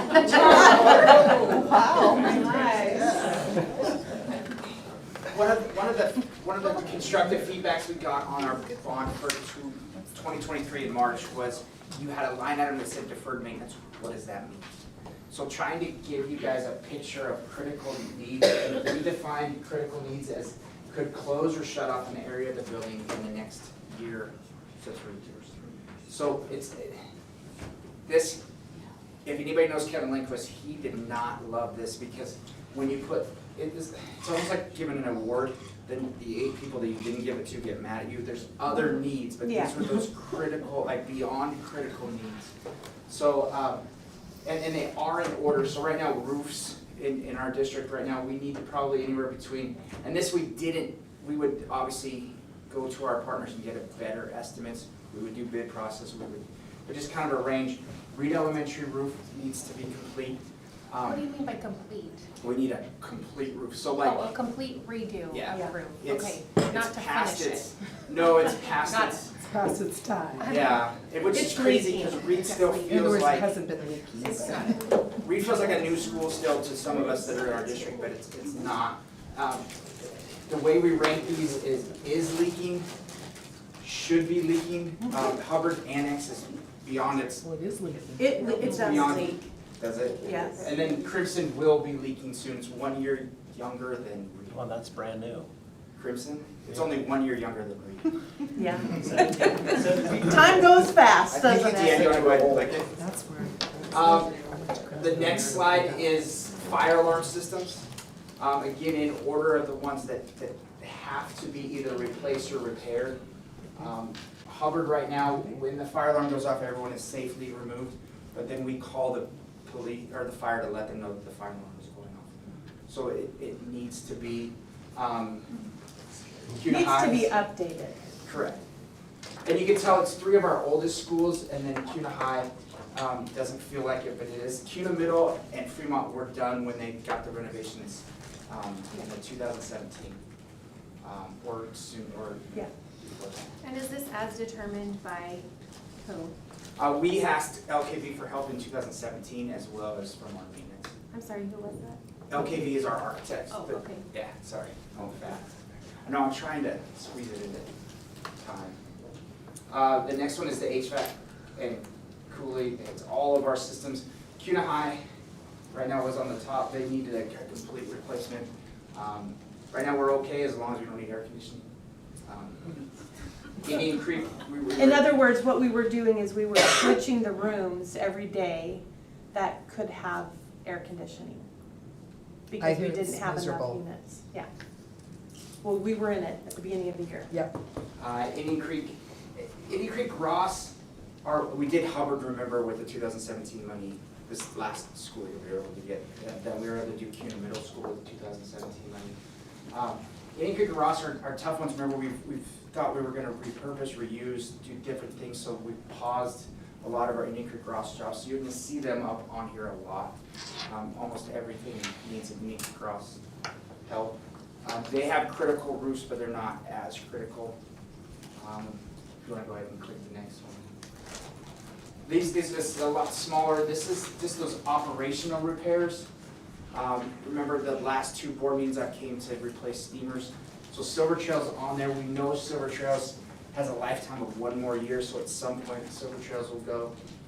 We did, with our current schools, if we choose to build new schools, we'll need a warehouse freezer expansion with another elementary and Swan Falls being a full capacity. We don't have the storage space for food then. So we'll need that, and we'll need another transportation vehicle to get food when you have 2 more schools. Otherwise, it's pretty much the same. Then Jason's here, the net app, he said it expires in 2024. Without that, we would not have the internet. So we just need to do a re-up on that. Transportation, right now we haven't bought a bus for quite a while. So we have 10 buses that are within 60,000 miles of going over the 200,000 miles is too many for your buses. We actually have, I think, 15 buses that are right now over 200,000 miles. So we do a good job of keeping our fleet going, but we would like to get back in that annual purchase of 1 bus a year. So that's why we wrote down 3, kind of the way we do a levy is, or it's usually 3 at a 2-year level, we make it stretch for 3 years. Maintenance, we had the annual snow removal contract. That was a 3-year contract, so $50,000 a year. We felt like that was better than going out and buying plows and trucks. If we built the schools, we would need a forklift, and we would need another, it's called a Jacobson mower. It's the big, huge mower that you see. If you were to add Swan Falls alone, that's just the amount of grass that we're gonna need to mow, as well as a new elementary, district-wide, and kind of seal redo of the parking lots. And then 4th Street Gym, I wanted it on here because at some point we gotta make a decision about 4th Street Gym. There's gotta be a bathroom replacement in 4th Street Gym. I put $2 million on the fire safety system and the word but. We are grandfathered in, so we don't have to have that. But morally, ethically, putting kids back in there, kids are already in there without a fire system. It's just that if you were to buy it, if Trustee Nixon bought it and built the Trustee Nixon school, she would have to put sprinklers, full fire system. It's about $2 million. Because we're grandfathered in, we don't, but should we? And So what's happening there right now? Boys and Girls Club use it, and then our technology, it's a warehouse for technology, our CIA director's there. We use it for office space. The kids that are in it are the Boys and Girls Club? Yeah, Correct. before and after school. And I think they use it for practice gyms too after. We use it for a gym sports. overflow. When Boys and Girls Club Community aren't there, uses it. Indian Creek Ross use it as their auditorium. I'm going way too fast. Click. Here we This is Kevin again, right? Well, Actually, it's me this time. and And I know The how whole fond time. you were of this last time, but we get another opportunity to kind of rank some of the options Oh, that no.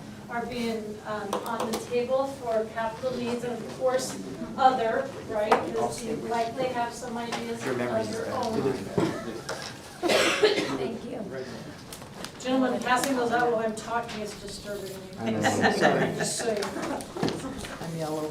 We have the whole enchilada again, which is completing Swan Falls High School to match Page S, both middle school projects, elementary school to serve 600, and critical maintenance. A la carte, choose one of those projects. Half-seas, some Swan Falls additions, some middle school additions, and critical maintenance. Kick the can on down the road, ask for critical maintenance via a supplemental levy or a plant facilities levy, or your own ideas. one of the other, I heard a lot about phases, so that might be one Yep. of the Yeah. ideas you put in. It absolutely could be, yep.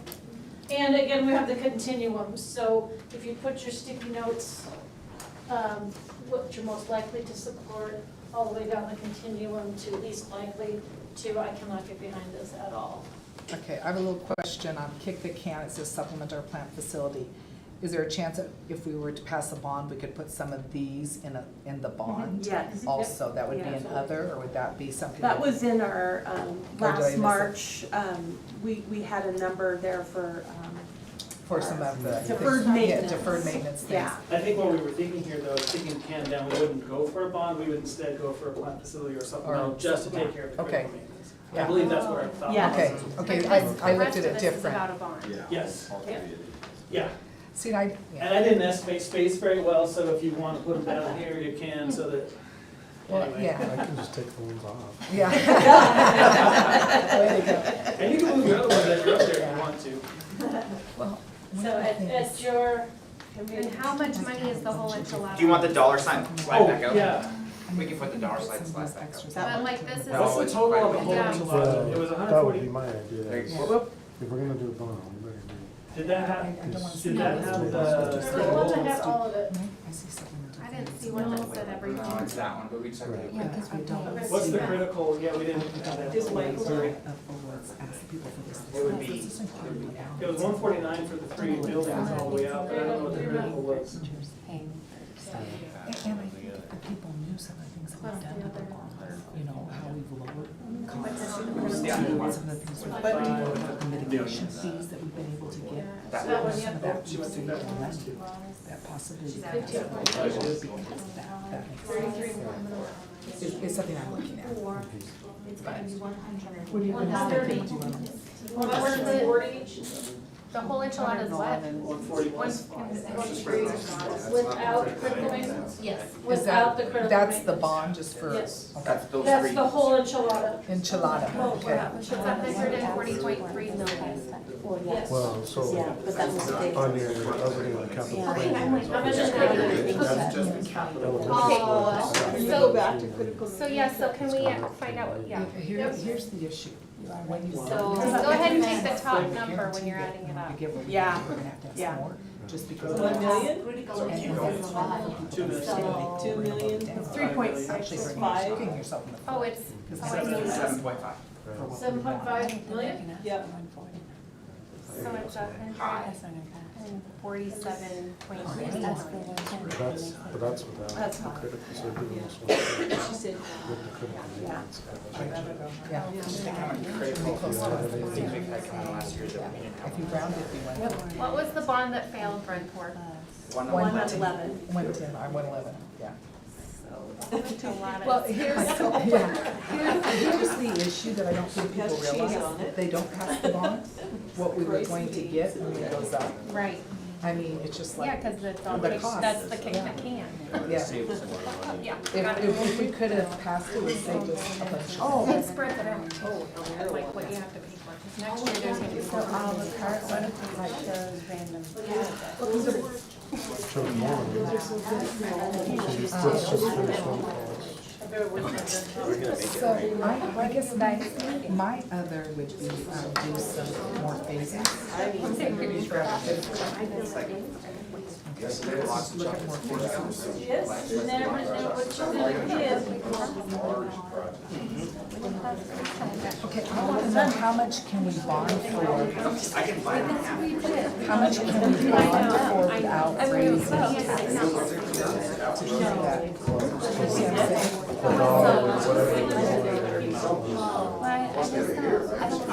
Do they It's gotta go into, In other words, what is the most we can bond for without raising taxes? Because that's what we. Yeah, so that we don't But raise how it do you know until the property taxes are set? because they make such good predictions. Well, the last bond, we didn't know what but you just don't know what for kept sure. it the same as what you were. Right. Well, that's why we have Michael. But now it's dropped.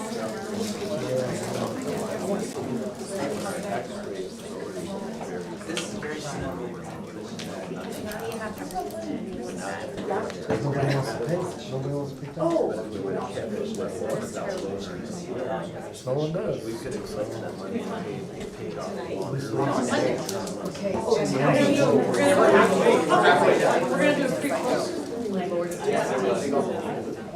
doing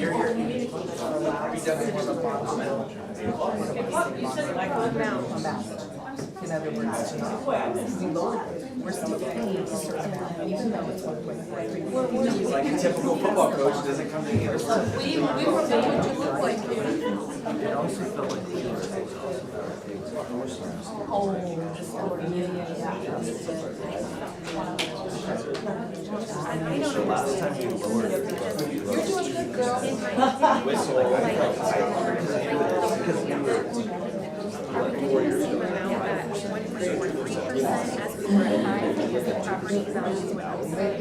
There's percentage. also more. So like, we still get the same amount, right? Are we getting less money? No, this staff probably gets this from Right. so we're not getting any more money. It's paid off. So when we pass another bond, now we have to do that. And that will be on top of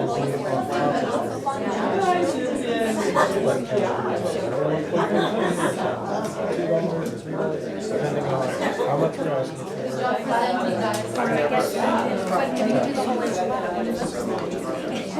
How much is it? Well, That's the question. that's $177,000. Michael? He provided this week's wonderful chocolate. If we were to do, like hypothetically, the whole enchilada, could you tell us like approximately what the tax rate? I have to go back and look at the last, depends, it's something we can come back to you guys with. We did look at some different scenarios, like you don't have to sell it all at once. Right? It's not like you get authority and it goes away in a short time frame after you sell 150 million. You might have to have some because you don't continue to get yourself. You know, so sometimes you're looking at that, how do we phase these kind of things?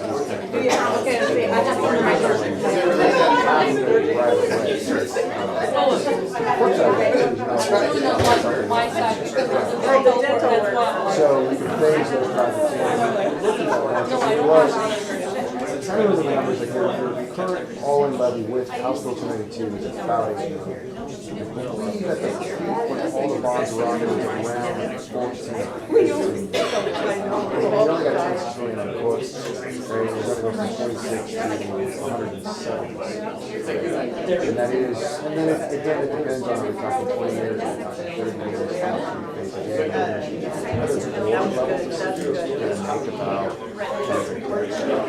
and that's also a source of impact. Same thing, like 15-year mortgage. If they have less interest at a higher payment, right, or I can stretch it out more, and I get less. Something else we don't do, right, is what we may or may not get in an infrastructure bill, that's right. But it's just the need, I mean, the challenge is like the need, and it's getting So for instance, like if you're 50 million, you could structure that to be like, year one. Good, yeah, multiple bond sales like that, if you do a couple years apart, it depends when you need the money, like you could get enough to get the projects, right, and then you could say, come back, this is a 2.5 year, depending on, you know, what the construction schedule is, for different kinds of projects, depending on when they decide. And so you kind of layer that stuff in, and I imagine from a staff perspective, like, there's so many ways you can kind of wrap your minds around one time to do those projects. So those are the things that talked about, and with more, size that we are interested in, and we'd like to look at options for costs. Because we talked about it, but it's true. We don't want to get anything that's had maybe. And so like there's a lot of options, so. A lot of options, so just, I think. To say it's not that big. Yeah, so I think as you're thinking out of the mind, it's kind of like, when you what it is, what's the wish list? What do you guys think, critical stuff, taking answers, what does that cost? And then what's the value? It's just nice to have. And then maybe not right now, so therefore we have to make a different decision to kind of layer it. Remember, we've got some taxes coming off, some of the savings are certainly helping the district. Since the last time we ran it, you know, we've moved another year, interest rates have also come down. You look at, it's hard to have a crystal ball, but it certainly feels like things are kind of starting to slow down. It's a little bit of an uptick in interest rates. It doesn't have a short-term problem, but we see. I mean, it's no doubt that 2024 will be a volatile year because it's a big election year, a lot of emotion about the and as we're kind of moving through primaries, how is that? That's we start to narrow down and that's starting to happen. Oh, right. We're going to choose and what that means for those types of things.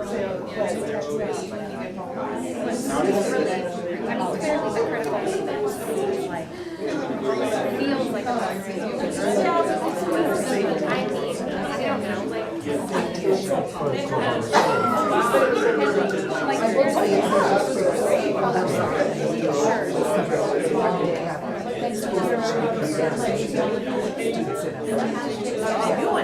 Yeah, and so we're ahead of that. We need to be forward thinking.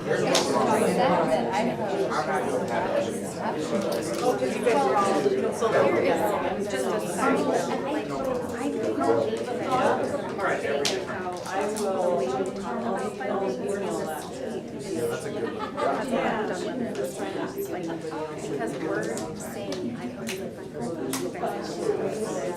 I think these are like something to make sure like not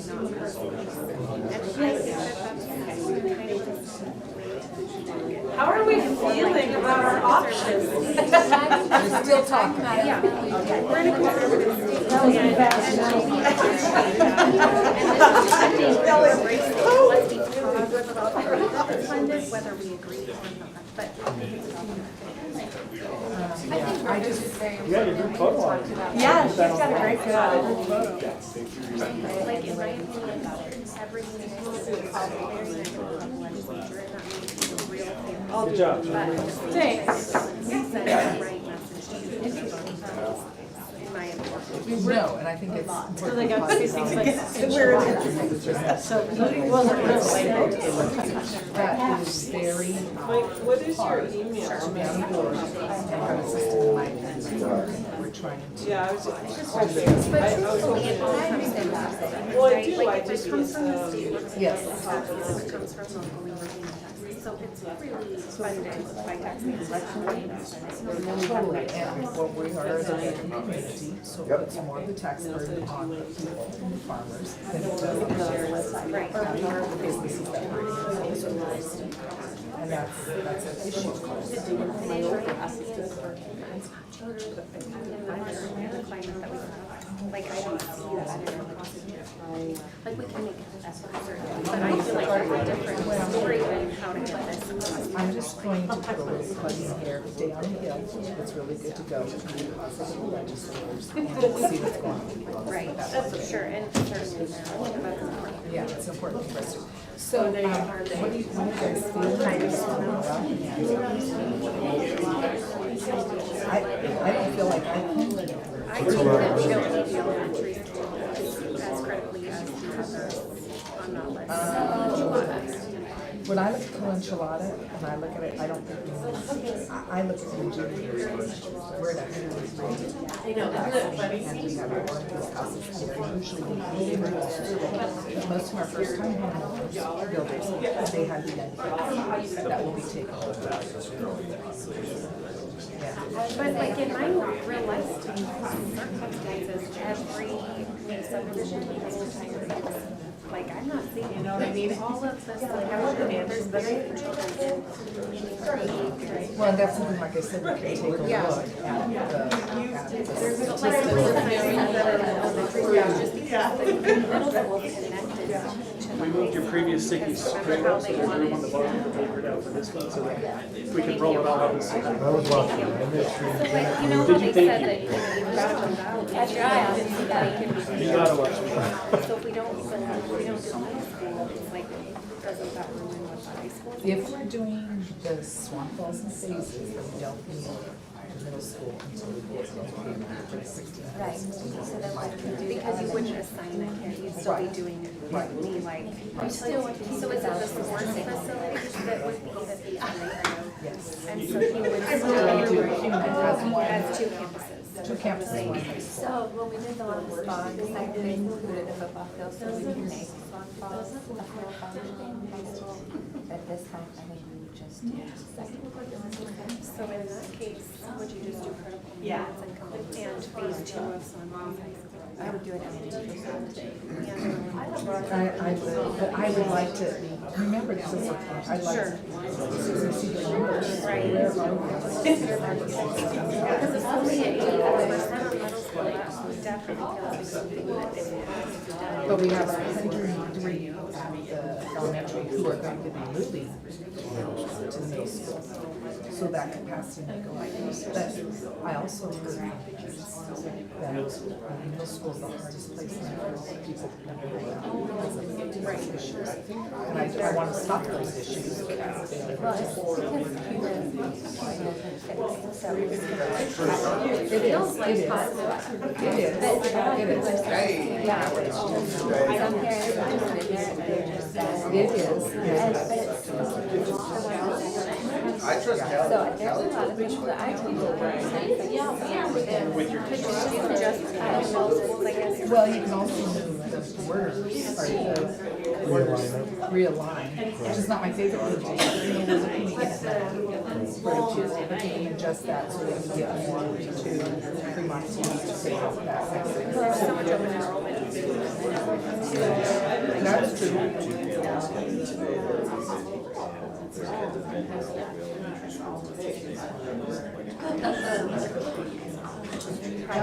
That's what I've heard, and I think that's what my neighbors are But now the legislation, they're trying to pass it so those people get a tax break for taking. And that's why we, another reason.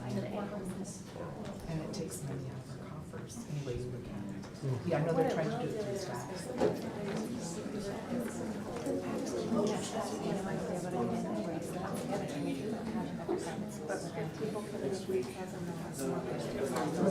And I'm gonna throw this into the mix since we're talking about a lot of that's what homeschool, okay, it's a homeschool It's radio. so easy to. Right, and there were no, and then they bring it back. And then the problem is exactly, is that there's not where it should be. And Okay, well, I would say when I homeschool my kid, they are really well educated, so I don't follow. But they're also not holding them against, I know. they're gonna give them money to homeschool, but they're not saying, well, what curriculum are you using, what do you do?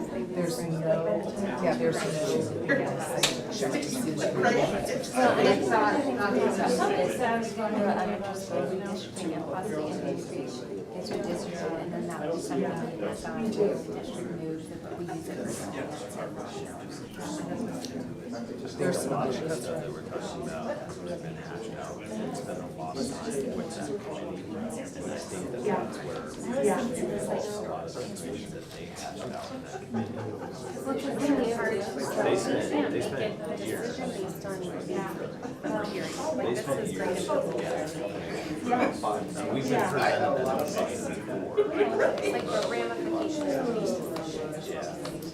I think we did move. we need to go up and do our things we get out of here.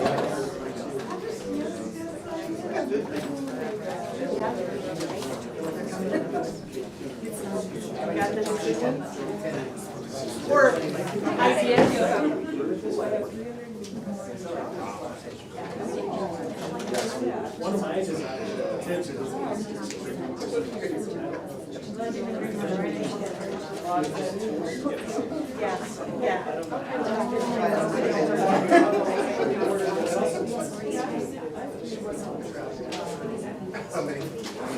How many steps did you take? How many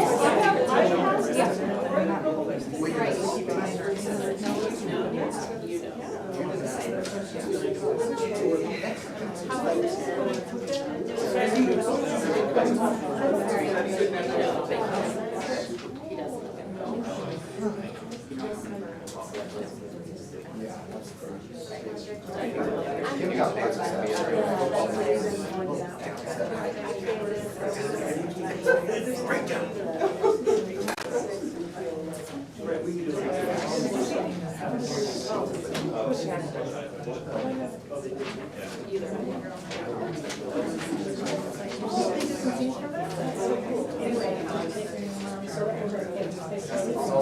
World peace. Solve world peace. Good man. Thank you. Good job.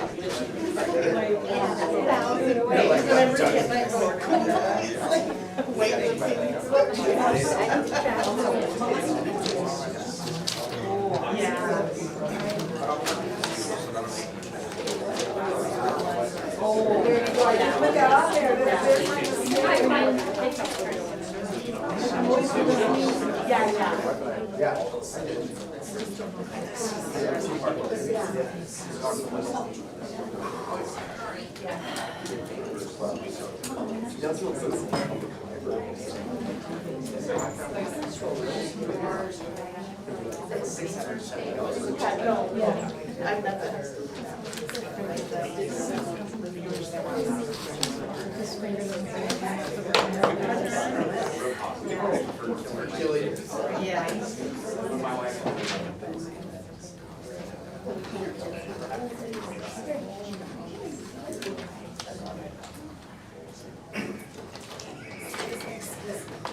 Oh, sorry, my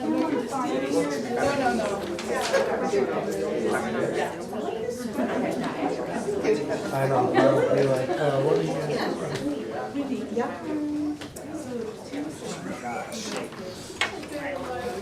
Did we lose some sticky? Or are you just making sure? We're just making sure we don't lose any. No, set my phone.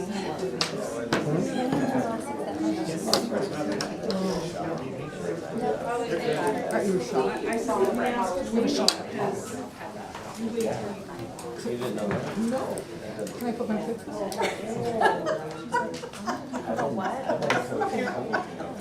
I didn't know that. So I'm gonna go ahead and close this up while we're making sure we secure with extra tape the sticky notes for to have your information. Michael already shared these dates with you, but just to kind of give you like what's coming up as far as possible elections. We don't still know about the August date. And I will just be sad about the March date for a minute, just because March was great for budgets, like setting our budget and knowing what we know. Now with May, what we're probably gonna have to come to you with is A and B, like cuts and maybe partial cuts or whatever you end up deciding. So, which is a little worrisome on the retention of staff side of things. So, just to, Because they don't know if they have a job in August, is that right? well, and if we have to wait till May to know what we have. What's that? The budget has to be passed in June. Yes, yeah. And you know, It doesn't give we us try much to get, time. yeah, we try to get all of that settled prior to the end of the school year, usually. We're usually pretty successful with that. So, not to doomsday, but just, I'm gonna mourn publicly that loss. Would you mind, the next slide. So, we've talked a lot about, like, to get your input, knowing that you didn't have to make decisions here. We're gonna take the information that you have provided us and synthesize that as a team and develop some options. And listening to all of you today talk about needing some more information, so it helps us to focus our work in the next couple of weeks when we come back together. I do not believe putting a decision in front of you unless you're ready for it. So if we have something on our next agenda that says an action item on a topic and you don't feel like we're ready, we still have another month to make a decision if we're gonna run a May election, okay? So just some ideas here. I like to always be thinking of the next couple months and the next couple years. So our February board meeting, maybe consider these options again. We've packaged them a little further based on your input, bring them in front of you, more input. Chairman Nixon, you mentioned a survey. So taking some of your information and putting it in the form of a survey and getting that out. So you'd have some information from our patrons. I'd like that. I know that's typically what we do and have done. Would you do it separately, levy and then bond? Yeah, maybe, or put, put it in one survey, but separate chunks, I'd like to see what the community's thinking. It's Yeah. hard to make decisions sometimes when it's just Yeah. us. But I think if you put a survey out there that talks about a levy and a bond, I feel like people are gonna freak out. They're gonna be confused. No, you would, that's what I'm saying, it needs to be Do separate. separate times. Like, I think you Separate. should just survey on the bond, personally, and that'd just be my like, I feel like it's, correct me if I'm wrong, but it feels like a strong priority for, Yeah, if we're gonna, I don't know, am I wrong about The that? first, and probably The first priority is, if you had to rank those, am I wrong about that, or Would probably be the bond. We have I mean, too much growth out here, yeah. is it the expectation or the desire to run both in the same time? No. Does, Well, you have to remember, it's not what we we've want done to it do. once, Yeah. but it just doesn't seem like a likely Yeah. good outcome. I can tell you they're both huge priorities. I'm concerned about, I will tell you, I believe that if you don't take care of your people, they take care of our children, and they are making sure that they do a lot and put up with a lot.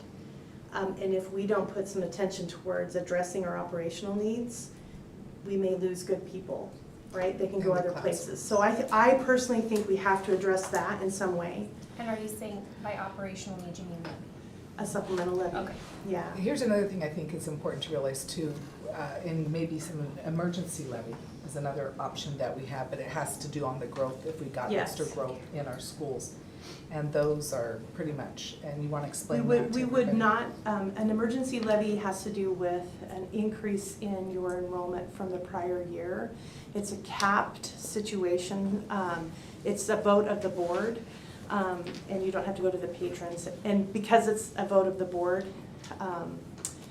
that's why it's capped as far as how much you can actually levy. It's in September.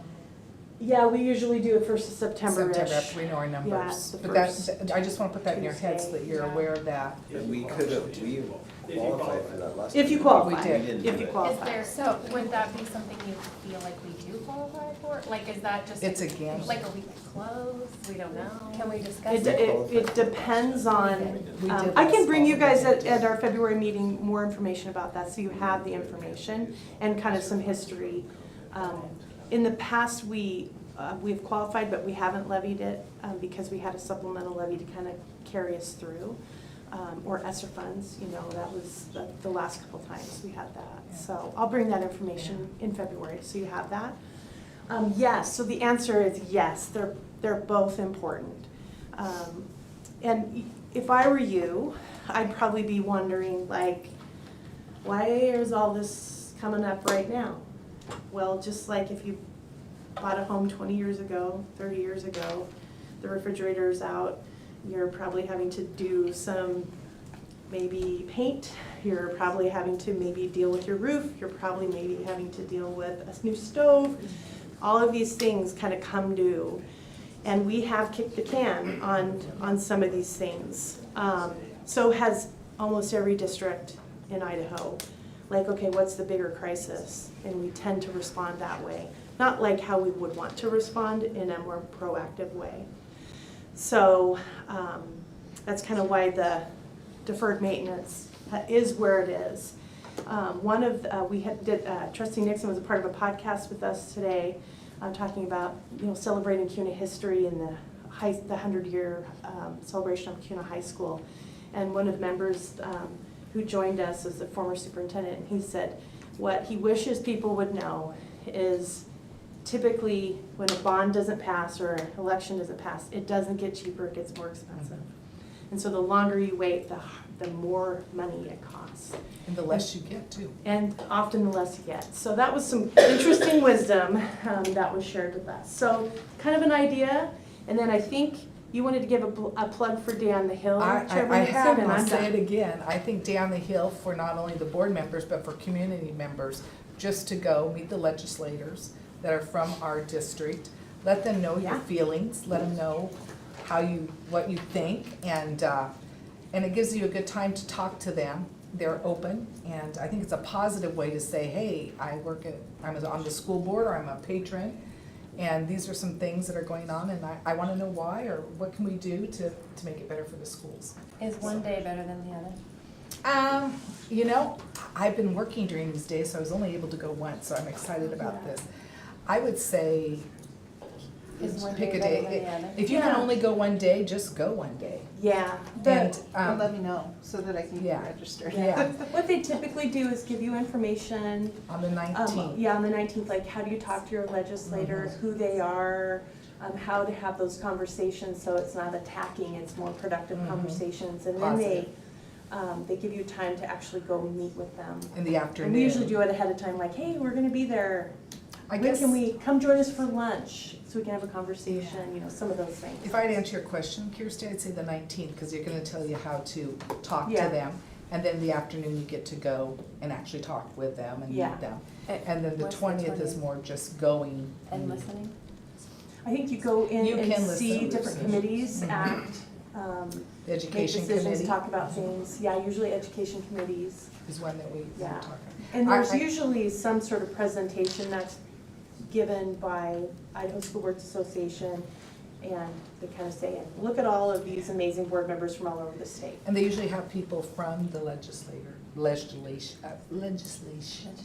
thank you, I'm having trouble tonight, it's getting late. Come and talk Yeah. with you also. Yeah. In fact, Brad Little talked to us the year I went, he was Yeah. the lieutenant governor.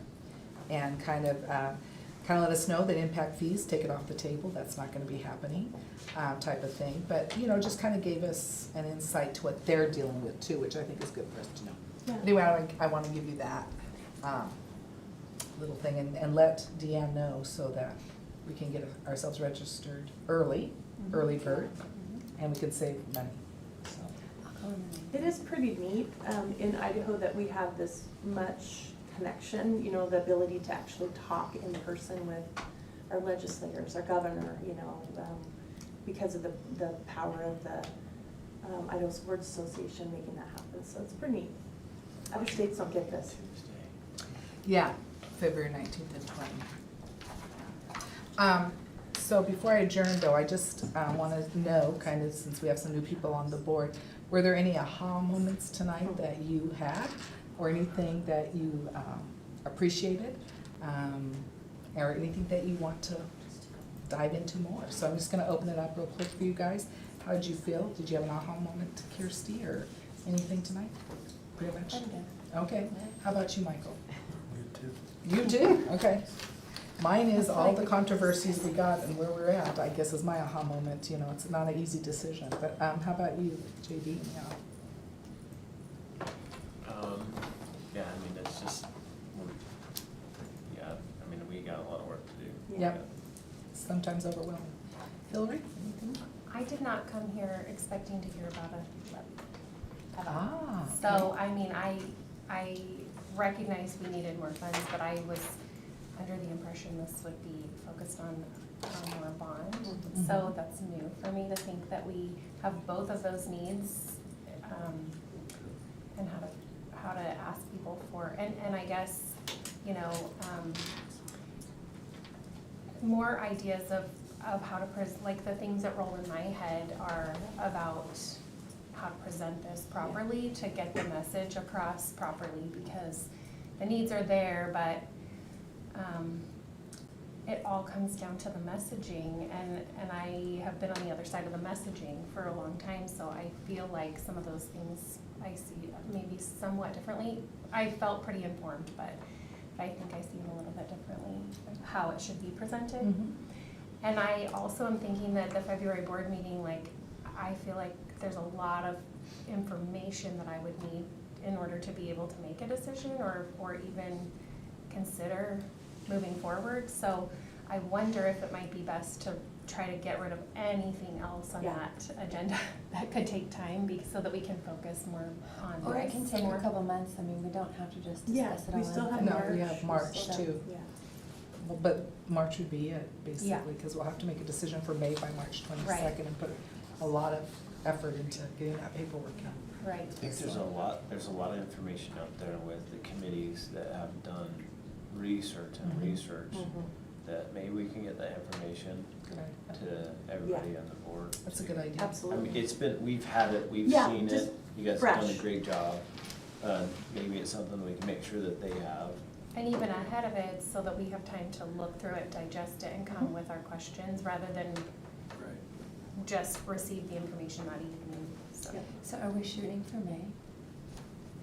That's the question. Maybe it's the That's the next question we'll be election. talking That's the about, next That's what February, we're March. deciding, So right? that's not very long. So we have to It's not a lot of decide. time. I feel like these are kind of big decisions too, to kind of cram in 2 months. I don't know if I like that, honestly. I mean, I don't know if there's a choice, right? May's coming whether we like it or not. Well, there's so. also Maybe at least November, 2 it doesn't have to be May. Right, Yeah. but like, we'd have to make the decision one way or another. Right. Yes Yeah. or no for May. Yeah, those are decisions we'll have to make. Yeah. So, okay, with that being said, Barrett Tetlow has some things that we'll be sending to you Yep, guys yep. that you can take a look at. That was number 4 on our agenda, and so that you can take a look at his slides. And with that being said, do I hear a motion to adjourn? I'll make a motion to adjourn. Second. And any discussion? Not? Okay, go ahead. Kirsty? Aye. Do JD? you say it? Yeah, aye. Full steam ahead. Yeah, okay, that's it. Thank you, and thank you to all the people who came tonight, we appreciate it.